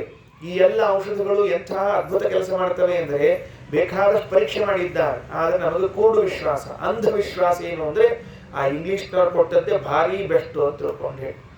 ಹಾಗಾಗಿ ಆ ವರುಣನ ಕಾಲದಲ್ಲಿ, ಶಂತನುವಿನ ಕಾಲದಲ್ಲಿ ಮುಟ್ಟಿದರೆ ಅನಾರೋಗ್ಯ ಪರಿಹರಿಸುವಂತಹ ಭಾಗ್ಯ ಅದೊಂದಿತ್ತಲ್ಲ, ಅವನೇ ಇವತ್ತು ಯಾರಾಗಿದ್ದಾನೆ ಅಂದರೆ ಸುಷೇಣ ಆಗಿದ್ದಾನೆ. ಯಂ ಕರಾಭ್ಯಾಂ ಸ್ಪೃಶತಿ. ಮಜಾ ನೋಡ್ರಿ. ಈ ಸುಮ್ಮನೆ ಇದನ್ನ ಮನುಷ್ಯ ಮನದಂತೆ ಅರ್ಥ ಮಾಡಿಕೊಳ್ಳೋಣಂತ. ಏನು, ಆತ ತನ್ನ ಮಾತನ್ನ ಕೇಳಿದ, ತನಗೋಸ್ಕರ ತನ್ನ ವಿವಾಹ ಜೀವನವನ್ನೇ ಬಲಿಕೊಟ್ಟ ಮಗನಾದ ಭೀಷ್ಮನಿಗೆ ಏನ್ ವರ ಕೊಟ್ಟರು? ಚಿರಂಜೀವಿಯಾಗಿರು, ನಿನಗೆ ಎಷ್ಟು ದಿವಸ ಬೇಕು, ಸ್ವಚ್ಛಂದ ಮೃತ್ಯುತ್ವ, ಇಚ್ಛಾವರಣಿ ಅಂತ ಹೇಳ್ಬಿಟ್ರಿ. ಏನ್ ಹೇಳಿದ್ರು? ಇಚ್ಛಾವರಣಿ ಅಂತ. ಅದು ಹೆಂಗಾಯಿತು ಇಚ್ಛಾವರಣಿ ಅಂತ ಹೇಳಿ? ಬಹಳ ಆಶ್ಚರ್ಯ ಅಲ್ವಾ? ಹಾಗಾದ್ರೆ ಸುಮ್ಮನೆ ಹೀಗೆ ತಿಳ್ಕೋಣ, ದೇವತೆಗಳು ದೇವತಾ ವ್ಯಾಪಾರ ಎಲ್ಲ ಬಿಟ್ಬಿಡ್ರಿ. ಏನು, ಅಂತಹ ಔಷಧಗಳು ಅವನ ಬಳಿ ಇದ್ದವು. ಎಷ್ಟು ದೀರ್ಘಕಾಲ ಬೇಕು ಅಷ್ಟು ದೀರ್ಘಕಾಲ ಇವನು ಬದುಕುವುದಕ್ಕೆ ಬೇಕಾದ ಔಷಧಗಳು ಇದ್ದವು. ಅದನ್ನು ಕೊಟ್ಟಿದ್ರು, ತಗೊಂಡಿದ್ರು, ಇದ್ರು, ಸಾಕನಿಸಿತು, ಔಷಧ ತೆಗೆದುಕೊಳ್ಳಿ ನಿಲ್ಲಿಸಿದ್ರು, ಹೊರಟುಬಿಟ್ರು, ಅಷ್ಟೇ ಕೆಲಸ. ಹೀಗೂ ಒಂದು ಮುಖದಿಂದ ಅರ್ಥ ಮಾಡಿಕೊಳ್ಳ್ರಿ. ದೇವತೆಗಳು ವರ ಕೊಟ್ಟಿದ್ರು, ತಂದೆ ತಾಯಿಗಳು ಕೊಟ್ಟ ವರ ಸತ್ಯ ಆಗ್ತದೆ, ಇದು ಒಂದು ಮುಖ. ಆದರೆ ಅಂತಹ ಔಷಧ ಇತ್ತು ಅನ್ನೋದರಿಂದಾಗಿ ನಮಗೇನು ಹೆಮ್ಮೆಯ ವಿಷಯ, ಭಾರತದಲ್ಲಿ ಅಂತಹ ಔಷಧ ಸಿಗ್ತಿದ್ವು ಅಂತ ಸಿಗ್ತದೆ, ಅರ್ಥ ಆಗ್ತದೆ. ಸರಿ, ಅಂತೂ ಅವ್ರ ಕಡೆಯಿಂದ ರಿಪೇರಿ ಮಾಡಿಸಿದ್ರು. ಹೌದ್ರಿ, ಇವು ರಿಪೇರಿನ ಆತು. ಪಾಪ ಎಷ್ಟೋ ಕಪಿಗಳು ಸತ್ತು ಹೋಗಿದ್ದಲ್ಲ. ಮತ್ತೆ ಇದ ರಾವಣನ ಗದ್ದಲಾಟ. ಅವ್ರೇನ್ ಮಾಡಿದ? ರಾಮಚಂದ್ರ ಯಮಲೋಕಕ್ಕೆ ಹೋದ ಎಲ್ಲಾ ಕಪಿಗಳನ್ನ ಪುನಃ ಬದುಕಿಸಿ ತರಿಸಿದ ಅಂತ ಬರೀತಾರೆ ಶ್ರೀಮದಾಚಾರ್ಯ. ಇದು ಇತಿಹಾಸ, ದೊಡ್ಡ ಇತಿಹಾಸ ಇದು. ಏನಂತಾರೆ ಅಂತಂದ್ರೆ, ತದಾವೃತಾನ್ ರಾಘವ ಆನಿನಾಯ ಯಮಕ್ಷಯಾ ದೇವಗಣಶ್ಚ ಸರ್ವಶಃ ಸಮನ್ವಜಾನಾತ್ ಪಿತರಂಚ ತತ್ರ ಸಮಾಗತಂ ಯಂತುಮೀಶ ಚಾತ. ಆಗ ರಾಮ ಒಂದೇ ಒಂದು ಮಾತು, ಯಮದೇವ, ನನ್ನ ಜೊತೆಗೆ ನನ್ನ ಸಹಾಯ ಮಾಡಲಿಕ್ಕೆ ಬಂದ ಯಾವ ಯಾವ ಕಪಿಗಳು ಯುದ್ಧದಲ್ಲಿ ಮಡಿದಿದ್ದಾರೋ ಅವರ ಎಲ್ಲರನ್ನ ಪುನಃ ಕಳಿಸಬೇಕು ಅಂತ ಹೇಳಿದರೆ ಎಲ್ಲ ಕಪಿಗಳು ರಪ ರಪ ರಪ ಬಂದುವಂತ. ಅಲ್ರಿ ಬರೋದು ಹೆಂಗ್ರಿ, ಎಲ್ಲ ಸತ್ತು ಹೋಗ್ಯಾರ, ಅವ್ರ ಶರೀರಲ್ಲ ಕೊಳತು ಹೋಗಿದೆ, ಎಷ್ಟು ದಿವಸದ ಹಿಂದೋ ಏನಾಗ್ಯದೋ ಹೆಂಗ್ ಬಂತು ಅಂತ ಕೇಳಿದ್ರೆ, ಅದಕ್ಕಂತಾರೆ ಮತ್ತೆ ಮತ್ತೊಂದು ಬಾರಿ ಅಂತಹದ್ದೇ ದೇಹವನ್ನು ನಿರ್ಮಾಣ ಮಾಡಿ ಅವರನ್ನ ಜೀವ ತುಂಬಿಕೊಟ್ಟು ಕಳಿಸಿದಂತೆ ಯಮದೇವರು. ಭಾರಿ ಆಶ್ಚರ್ಯ. ಅವರ ವ್ಯಾಖ್ಯಾನಕಾರ ಬರೀತಾರೆ, ಮೃತಾನಾಂ ಕಪೀನಾಂ ದೇಹಸ್ಯ ನಷ್ಟತ್ವಾತ್ ರಾಮಾಜ್ಞೆಯ ಪ್ರಕೃತಿ ನಿರ್ಮಿತ ಪೂರ್ವದೇಹ ಸದೃಶದೇಹೋ ಅಭೂತ್. ಆ ಪ್ರಕೃತಿಯಿಂದ ನಿರ್ಮಾಣ ಮಾಡಿ ಹಿಂದಿನ ದೇಹ ಹೆಂಗಿತ್ತೋ ಅಂಥದ್ದೇ ದೇಹವನ್ನು ಮಾಡಿ ಕೊಟ್ಟು ಕಳಿಸಿದಂತೆ ಯಮದೇವರು. ಬರೋ ಇವ್ರ ಕಪಿಗಳೆಲ್ಲ ಬಂದು, ದೇವತೆಗಳು ಬಂದರು ಇದನ್ನು ನೋಡ್ಲಿಕ್ಕೆ. ಜೊತೆಗೊಂದು ಸ್ವಾರಸ್ಯ ಹೇಳ್ತಾರೆ ಶ್ರೀಮದಾಚಾರ್ಯ, ಏನು ದಶರಥ ಬಂದು ನಿಂತ್ಕೊಂಡಂತೆ ಈ ಸಂದರ್ಭದಲ್ಲಿ. ರಾಮಚಂದ್ರನ ಕಾಣ್ತೀನಿ ಅಂತ ತಿಳಿದುಕೊಂಡು ದಶರಥ ಬಂದಿದ್ದಾನೆ. ಕಣ್ತುಂಬ ನೋಡಿದ್ರಂತೆ, ಎಲ್ಲ ಸಂತೋಷ ಆಯ್ತು. ರಾಮನ್ ನೋಡ್ಬಿಟ್ಟು, ರಾಮ 14 ವರ್ಷ ವನವಾಸ ಮುಗಿಸ್ಕೊಂಡು ಪುನಃ ಮನೆಗೆ ಹೊರಟನಲ್ಲ, ಇನ್ನು ಪಟ್ಟಾಭಿಷೇಕ ಆಗ್ತದೆ, ನನ್ನ ಮಗ ಚೆನ್ನಾಗಿರ್ತಾನೆ, ಸೊಸೆ ಚೆನ್ನಾಗಿರ್ತಾಳೆ ಅಂತ ಕಣ್ತುಂಬ ನೋಡಿಕೊಂಡು ದಶರಥ ಹರಸಿ ಹೊರಟ ಅಂತ ಹೇಳ್ತಾರೆ. ಇದು ರಾಮಾಯಣದಲ್ಲಿ ರಾಮದೇವರು ಮಾಡಿದ್ದಾದರೆ, ಮಹಾಭಾರತದಲ್ಲಿ ಗಾಂಧಾರಿಗೂ ಧೃತರಾಷ್ಟ್ರನಿಗೂ ವೇದವ್ಯಾಸ ದೇವರು ಕೇಳ್ತಾರಂತೆ, ನಿನ್ನ ಕೊನೆ ಇಚ್ಛಾ ಏನಾದರೂ ಇದ್ರೆ ಹೇಳು, ತೀರಿಸ್ಬಿಡ್ತೀನಿ ಅಂತ ಹೇಳಂತೆ. ಆಗೇನು ಹೇಳ್ಬೇಕ್ರಿ ಗಾಂಧಾರಿ ಮತ್ತು ಧೃತರಾಷ್ಟ್ರರು, ನನ್ನ ಹೋದ 100 ಮಂದಿ ಮಕ್ಕಳನ್ನು ಮತ್ತೆ ನೋಡ್ಬೇಕು ಅಂತ ಆಶೆ ಆಗ್ಯದ ಅಂತ. ಏನೋ 100 ಮಂದಿ ಮಕ್ಕಳು ಅಂದ್ರೆ ಇಲ್ಲಿ ಅಲ್ಲಿ ಹೋಗ್ಯಾರ, ಬಂದ್ಬಿಡ್ತಾರೆ. ಯುದ್ಧ ಭೂಮಿಯಲ್ಲಿ ಎಲ್ಲ ಸತ್ತು ಸ್ವರ್ಗಕ್ಕೆ ಹೋಗಿದ್ರು. ಸ್ವರ್ಗ ಅಂದ್ರೆ ವೀರಸ್ವರ್ಗ ಅಂತ ಅರ್ಥ, ಅದಕ್ಕೆ ಹೋಗಿದ್ರು. ಆಯಿತು ಅಂಥೇಳಿ ಅವತ್ತಿನ ರಾತ್ರಿ ನದಿ ತೀರದಲ್ಲಿ ಎಲ್ಲರನ್ನ ಕೂಡಿಸಿ ವೇದವ್ಯಾಸ ದೇವರ ಆಜ್ಞಾ ಮಾಡಿದರೆ ಸ್ವರ್ಗದಿಂದ ಅಷ್ಟು ಎದ್ದು ಬಂದವ್ರಿ. ನದಿ ಒಳಗಿಂದ ದಬ ಎದ್ದು ಬದುಕೊಂಡು ಬಂದು ಒಂದು ರಾತ್ರಿ ಪೂರ್ಣ ಅಲ್ಲೇ ಇದ್ದು ಸಂತೋಷದಿಂದ ಕಳೆದು ಎಲ್ಲರೂ ಮತ್ತೆ ಹೊರಟೋರು. ಇದು ಒಂದು ಪ್ರಸಂಗ ವೇದವ್ಯಾಸ ದೇವರು ಮಾಡಿದ್ರು, ಮರಳಿ ಬದುಕಿಸಿದ್ದು ಅಂತ. ಅದಾದ್ಮೇಲೆ ಹಿಂಗೆ ಪುರಾಣ ಹೇಳಿಕತ್ತೀರಂತೆ. ಅವ್ರು ಜನಮೇಜಯ ಮಹಾರಾಜ್ ಕೂತಿದ್ರಿ, ಅವೇನ್ಬೇಕು ವೈಶಂಪಾಚಾರ್ಯ ಆಚಾರ್ಯ ಪುರಾಣ ಚಂದ ಹೇಳಿದ್ರಿ ಅಂದ್ಬಿಟ್ಟ. ಪುರಾಣ ಚಂದ ಹೇಳಿರಿ ಅಂದ್ರೆ ಸುಳ್ಳು ಹೇಳಿರಿ ಅಂತ ಅರ್ಥದಕ್ಕೆ. ಯಾಕೆ ಸತ್ತವ್ರ ಬದುಕಿಸ್ತಾರೇನ್ರಿ? ಹಂಗಿದ್ರೆ ನಮ್ಮಪ್ಪ ಪರೀಕ್ಷಿತ ಸತ್ತಾನ, ಕರೆಸೋಣ ಅಂತ ಅಂದ್ಬಿಟ್ಟ. ಅಲ್ಲೇ ವೇದವ್ಯಾಸದೇವ್ರು ಕೂತಿದ್ರು, ಏನೋ ನನ್ನ ಮಹಾಭಾರತದಲ್ಲಿ ಅವಿಶ್ವಾಸ ಮಾಡ್ತೀಯ ನೀನು, ತಡಿ ಮಾಡ್ತೀನಿ ನಿನಗೆ ಅಂತ ಹೇಳಿ ವೈಕುಂಠ ಲೋಕದಿಂದ ಪರೀಕ್ಷಿತರನ್ನು ಕರೆಸಿಬಿಟ್ರಂತೆ. ಇವರು ವೇದವ್ಯಾಸದೇವರು ಆಚಾರ್ಯ ಮಹಾಭಾರತ ಹೇಳ್ತಾರ ಮಾತ. ವೈಕುಂಠಕ್ಕೆ ಹೋದವನು, ಯಮದೇವರ ಮನೆಗೆ ಹೋದವರು ಸ್ವರ್ಗಕ್ಕೆ ಹೋದವರಲ್ಲ, ವೈಕುಂಠಕ್ಕೆ ಹೋದವರನ್ನು ಕರೆಸಿಕೊಟ್ರಂತೆ. ಹಾಗಾದ್ರೆ ರಾಮಚಂದ್ರ ಸತ್ತು ಕಪಿಗಳು ಯಮಲೋಕಕ್ಕೆ ಹೋದವರನ್ನ ಪುನಃ ಬದುಕಿಸಿಕೊಂಡು ಬಂದ. ಕೃಷ್ಣ ಪರಮಾತ್ಮ ಗುರುಪುತ್ರ ಸತ್ತು ಯಮಲೋಕಕ್ಕೆ ಹೋಗಿದ್ರೆ ಕರ್ಕೊಂಡು ಬಂದ. ಕೃಷ್ಣ ವೇದವ್ಯಾಸ ದೇವರು ಸತ್ತು ಹೋದ ಕೌರವರನ್ನೆಲ್ಲ ಮರಳಿ ಬದುಕಿಸಿ ತೋರಿಸಿದ್ರು. ವೇದವ್ಯಾಸ ದೇವರು ಪರೀಕ್ಷಿತ ಮಹಾರಾಜನ ತರಿಸಿಕೊಟ್ರು. ಇದೆಲ್ಲವೂ ಕೂಡ ನಮಗೆ ಇತಿಹಾಸದಲ್ಲಿ ದಾಖಲಾಗಿರುವಂತಹದ್ದಂದ್ರೆ ಭಗವಂತನ ಅವತಾರ ಅಂತ ಅನ್ನೋದಕ್ಕೆ ಇದು ಪೂರ್ಣ ಪ್ರಮಾಣ ಸಿಗ್ತದೆ. ಏನ್ ಮತ್ತೆ ಪ್ರತ್ಯೇಕ ಹೇಳಬೇಕು ಅಂತ ಏನಿಲ್ವೇ ಇಲ್ಲ. ಎಲ್ಲರಿಗೆ ಕರೆಸಿ ರಾಮಚಂದ್ರ ಅಂತಾನೆ ಅವಶ್ಯವಾಗಿ ಹೋಗಿ ಬರ್ರಿ ಅಂತ ಹೇಳ್ಕೊಂಡು ಹೇಳಿದ್ದಾನೆ. ವಿಭೀಷಣೇನಾರ್ಪಿತ ಮಾರುರೋಹ ಸಪುಷ್ಪಕಂ ತತ್ಸಹಿತ ಸವಾನರಃ ಪುರೀಂ ಜಗಾಮಾಶು ನಿಜಾಮಯೋಧ್ಯಾಂ ಪುರೋ ಹನುಮಂತ ಮಥೋ ನಿಯೋಜಯತ. ಆಯ್ತಾ, ವಿಭೀಷಣನಿಗೆ ಪಟ್ಟಾಭಿಷೇಕ ಆಯಿತು. ಅವ ವಿಭೀಷಣ ರಾಜ ಆದ್ಮೇಲೆ ಅವ ಸಮರ್ಪಣೆ ಮಾಡಿದ. ಏನು? ಪುಷ್ಪಕಂ. ಆ ಪುಷ್ಪಕ ವಿಮಾನ ಇತ್ತಲ್ಲ, ಯಾವುದೋ ಮ್ಯಾಲಿಂದ ರಾವಣ ಬಿದ್ದಿದ್ದು ನೋಡ್ರಿ, ಆ ಪುಷ್ಪಕ ವಿಮಾನವನ್ನ ರಾಮಚಂದ್ರನಿಗೆ ಸಮರ್ಪಣೆ ಮಾಡಿದ್ದಾನೆ. ರಾಮ ಅದರ ಮೇಲೆ ಏರಿದ. ರಾಮ, ಸೀತಾದೇವಿ, ಎಲ್ಲ ಕಪಿಗಳು, ಜಾಂಬುವಂತ, ಅಂಗದ ಎಲ್ಲರೂ ಏರಿದ್ರು ಅಲ್ರಿ. ಎಲ್ಲರೂ ಏರಿದಂತ ಹೇಳಿ ಹನುಮಂತ ಏರಿದಂತ ಹೇಳಲೇ ಇಲ್ಲಲ್ಲ. ಹನುಮಂತಕ್ಕೆ ಸೀಟ ಇದ್ದಿದ್ದಿಲ್ಲ. ಏನ್ರಿ ಆಚಾರ್ಯ ಪ್ರಧಾನ ಕಾರ್ಯದರ್ಶಿಗಳವರು, ಅಧ್ಯಕ್ಷರು, ಕಾರ್ಯಕ್ರಮಕ್ಕೆ ಅಧ್ಯಕ್ಷರು ಬಂದ್ರಂತ ಅವರಿಗೆ ಕುರ್ಚಿ ಇದ್ದಿದ್ದಿಲ್ಲ ಅಂತ ಅಂದ್ರೆ ಅವ್ರಿಗೆ ಕುರ್ಸೆ ಇಲ್ಲ ನೀವು ಅಂದ್ರೆ ಏನಾಗಿತ್ತು? ಪುರೀಂ ಜಗಾಮಾಶು ನಿಜಾಂ ಅಯೋಧ್ಯಾಂ ಪುರೋ ಹನುಮಂತ ಮಥೋ ನಿಯೋಜಯತ್. ಪುಷ್ಪಕ ವಿಮಾನದಲ್ಲಿ ಹತ್ತಬೇಡ ಅಂತ ಹೇಳಿದ ರಾಮ ನನಗಿಂತಲೂ ಮೊದಲು ಹೋಗಿ ಆ ಭರತನನ್ನ ತಡಿ ಅಂತ ಹೇಳಿದ್ನಂತ. ಯಾಕ? 14 ವರ್ಷ ಆಗಿ ಒಂದು ದಿನ ತಡ ಮಾಡಿದರೂ ನಾನು ಅಗ್ನಿಯಲ್ಲಿ ಪ್ರವೇಶ ಮಾಡ್ತೇನೆ ಅಂತ ಹೇಳ್ಬಿಟ್ಟಿದ್ದ ಆ ಪುಣ್ಯಾತ್ಮ. ನಾನು ಬರೋ ತಡ ಆಗಿಬಿಟ್ರೆ ಎಲ್ಲರ ಅಗ್ನಿ ಪ್ರವೇಶ ಮಾಡಿದ್ರೆ ಕಷ್ಟ, ನೀನು ಹೋಗಿ ಸಮಾಧಾನ ಮಾಡಿ ಅವನು ಉಳಿಸು, ನಾನು ಬರ್ತೀನಿ ಅಂತ ಹೇಳಿದ್ದಕ್ಕೆ ಹನುಮಂತ ದೇವರು ಲಂಕಾದಿಂದ ಠಣ್ಣಂತ ಹಾರಿ ಅಯೋಧ್ಯೆ ಬಿಟ್ಟಿದ್ದಾರೆ. ಯಾರು ಇವರು ಇನ್ನೂ ಪುಷ್ಪಕ ವಿಮಾನ ಏರಿ ನೀರು ನಾ ಏರು, ಸೀಟ್ ಸಿಕ್ತಿಲ್ಲೋ, ಕಿಟಕಿ ಕೂಡ್ತಿರೋ, ಬಾಜು ಕೂಡ್ತಿರೋ, ಗಾಳಿ ಬರ್ತದೋ ಇಲ್ಲೋ, ಎ ಸಿ ಹಾಕ್ಯಾರೋ ಇಲ್ಲೋ, ನನಗೆಲ್ಲ ದೃಶ್ಯ ಕಾಣಿಸ್ಬೇಕು ತೆಳಗಿಂದು ಮೇಲಿಂದೆಲ್ಲ, ಇಂಥವೆಲ್ಲ ಮಾತಾಡ್ಕೋತ ಕೊಡೋರು ತಿರುಗಿ ಹನುಮಂತ ಹೋಗಿಬಿಟ್ಬಿಟ್ಟಿದ್ದಾರೆ ಅಲ್ಲಿ. ಅದಕ್ಕೆ ಹೇಳ್ತಾರೆ, ದದರ್ಶಚಾಸೌ ಭರತಂ ಹುತಾಶನಂ ಪ್ರವಿಷ್ಟು ಕಾಮಂ ಜಗದೀಶ್ವರಸ್ಯ ಅದರ್ಶನಾತ್ತಂ ವಿನಿಮಾರ್ಯ ರಾಮಂ ಸಮಾಗತಂ ಚಾಸ್ಯ ಶಶಂಶಮಾರುತಿ. ನೀವು ಹೋಗೋ ಹೊತ್ತಿಗೆ ಭರತ ಅಗ್ನಿ ಪ್ರವೇಶ ಮಾಡಲಿಕ್ಕೆ ತಯಾರಾಗಿಬಿಟ್ಟಿದ್ದವ. ದದರ್ಶಚಾಸೌ ಭರತಂ ಹುತಾಶನಂ, ಹುತಾಶನ ಅಂದ್ರೆ ಅಗ್ನಿ, ಪ್ರವಿಷ್ಟು ಕಾಮಂ ಪ್ರವೇಶ ಮಾಡಬೇಕು ಅನ್ನೋನನ್ನ ಯಾಕಪ್ಪ? ಜಗದೀಶ್ವರಸ್ಯ ಅದರ್ಶನಾತ್, ರಾಮಚಂದ್ರ ನನಗೆ ಕಂಡಿಲ್ಲ ಅಂತ ಅನ್ನುವ ಒಂದೇ ಒಂದು ಕಾರಣಕ್ಕಾಗಿ ಅಗ್ನಿ ಪ್ರವೇಶ ಮಾಡಬೇಕು ಅಂತ ಕೂತ್ಕೊಂಡಿದ್ದಾನೆ. ವಿನಿವಾರ್ಯ ತಡೆದ ಹನುಮಂತ, ರಾಮಂ ಸಮಾಗತಂ ಚಾಸ್ಯ ಶಶಂಸ, ಬಂದಿದ್ದಾನಪ್ಪ ನಿಮ್ಮಣ್ಣ, ಯಾಕೆ ಚಿಂತೆ ಮಾಡ್ತಾ ಇದ್ದಿ ಅಂತ ಹೇಳಿ ತಡೆದಿದ್ದಾನೆ. ಇಷ್ಟು ಭಕ್ತಿ ರಾಮನ ಮೇಲೆ. ರಾಮಚಂದ್ರ ಬರದೇ ಇದ್ರೆ ನಾನು ಅಗ್ನಿಯಲ್ಲಿ ಪ್ರವೇಶ ಮಾಡ್ತೀನಿ ಅಂತ ಹೇಳಿದ್ರೆ ಬರೇ ಮಾತಲ್ಲ, ಅಕ್ಷರಶಃ ಪ್ರವೇಶ ಮಾಡ್ಲಿಕ್ಕೆ ಹೊರಟಿದ್ದವನನ್ನು ತಡಿತಾ ಇದ್ದಾನೆ. ಇಷ್ಟು ಉತ್ಕಟವಾದ ಭಕ್ತಿಯನ್ನು ದೇವತೆಗಳು ಮಾತ್ರ ಮಾಡಬೇಕೇ ಹೊರತಾಗಿ ಉಳಿದವರು ಆಗೋದಿಲ್ಲ. 228 ಶ್ರುತ್ವಾ ಪ್ರಮೋದೋರು ಭರಸ್ಸತೇನ ಸಹೈವ ಪೌರೈ ಸಹಿತ ಸಮಾಕೃತಃ ಶತ್ರುಘ್ನಯುಕ್ತೋಭಿಸಮೇತ್ಯ ರಾಘವಂ ನನಾಮ ಬಾಷ್ಪಾಕುಲಲೋಚನಾನನಃ. ಶ್ರುತ್ವಾ ಪ್ರಮೋದೋರು ಭರಃ, ಹನುಮಂತನ ಮಾತು ಕೇಳಿ ಸಂತೋಷ, ಆಹ ನಮ್ಮಣ್ಣ ಬಂದಪ್ಪ, ಸಂತೋಷ ಆಯಿತು. ಸಹೀವ ಪೌರೈಹಿ, ಎಲ್ಲಿ ಪುಷ್ಪಕ ವಿಮಾನ ಬಂದಿಳಿಬೇಕು ಆ ಜಾಗಕ್ಕೆ ಊರಿನ ಜನರು, ತಾಯಿ, ತಮ್ಮ ಶತ್ರುಘ್ನ ಎಲ್ಲರೂ ಸೇರಿಕೊಂಡು ಹೋದ. ರಾಮ ಬಂದ ಅಷ್ಟೊತ್ತಿಗೆ ಸರಿಯಾಗಿ. ಅಭಿಸಮೇತ್ಯ ರಾಘವಂ, ರಾಮ ಪುಷ್ಪಕ ವಿಮಾನದಿಂದ ಸೀತಾ ಸಮೇತನಾಗಿ ಲಕ್ಷ್ಮಣ ಸಮೇತನಾಗಿ ಇಳಿತಾ ಇದ್ರೆ ಹೋಗಿ ಭರತ ಸಾಷ್ಟಾಂಗ ಹಾಕ್ತಾ ನನಾಮ, ಕಣ್ಣೀರು ಬರ್ತಾ ಇದೆ ಭರತನಿಗೆ. ಪಾದ ತೊಳಿತಿದ್ದಾನಂತೆ ಅದರಿಂದ ಪುಣ್ಯಾತ್ಮ. ರಾಮನ ಪಾದ ತೊಳಿಲಿಕ್ಕೆ ಪ್ರತ್ಯೇಕ ನೀರಲ್ಲೇ ಇಲ್ಲ, ಕಣ್ಣೀರಿನಿಂದಲೇ ಪಾದವನ್ನು ತೊಳೆದಿದ್ದಾನಂತೆ. ನನಾಮ ಬಾಷ್ಪಾಕುಲ ಲೋಚನಾನನಃ. ಹೀಗಾಯಿತು. ಉತ್ಥಾಪ್ಯತಂ ರಘುಪತಿ ಸಸ್ವಜೇ ಪ್ರಣಯಾನ್ವಿತಃ ಶತ್ರುಘ್ನಂಚ ತದನ್ಯೇಷು ಪ್ರತಿಪೇದೆ ಯಥಾಮಯಃ. ರಾಮ ಅವನನ್ನ ಶತ್ರುಘ್ನನ್ನ ಮೇಲೆತ್ತಿಕೊಂಡು ಪ್ರೀತಿಯಿಂದ ಆಲಿಂಗನವನ್ನು ಮಾಡಿಕೊಂಡು ಮಾತಾಡ್ತಾನೆ.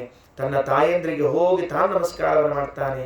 ಕೈಕೇಯಿ ಇದ್ಲು, ಕೌಸಲ್ಯ ಇದ್ಲು, ಸುಮಿತ್ರ ಇದ್ಲು. ಒಂದು ಮಾತು ಕೈಕೇಯಿಗೆ, ನೋಡಿ ನೀನು ಮಾಡಿದ ಕೆಲಸ ಎಂಥ ಅನಾಹುತದ್ದು ಅಂತ ಏನೇನು ಆಡಲಿಲ್ಲ, ಒಂದು ಶಬ್ದ ಆಡಲಿಲ್ಲ ಪುಣ್ಯಾತ್ಮ. ಯಾಕೆ ಆಡಲಿಲ್ಲ, ಯಾಕೆ ಆಡೋದಿಲ್ಲ? ಸ್ವಾಮಿ ತನ್ನ ಇಚ್ಛೆಗನುಗುಣವಾಗಿ ವನವಾಸಕ್ಕೆ ಹೋಗಿದ್ನೇ ಹೊರತಾಗಿ ಕೈಕೇಯಿ ಮಾತಿನ ಸಲುವಾಗಿ ಅಲ್ಲೇ ಅಲ್ಲ. ಕೈಕೇಯಿ ಯಾರಕ್ಕೆ, ಯಾವ ಲೆಕ್ಕದವಳು ಕೈಕೇಯಿಯವರಿಗೆ? ಹಾಗಾಗಿ ಆ ಕೆಲಸ ಮಾಡಲಿಲ್ಲ. 230ನೇ ಶ್ಲೋಕದಲ್ಲಿ ರಾಮನಿಗೆ ಪಟ್ಟಾಭಿಷೇಕ ಆಯಿತು ಅಂತ ಹೇಳ್ತಾ ಇವತ್ತು ಮುಕ್ತಾಯ ಮಾಡೋಣ.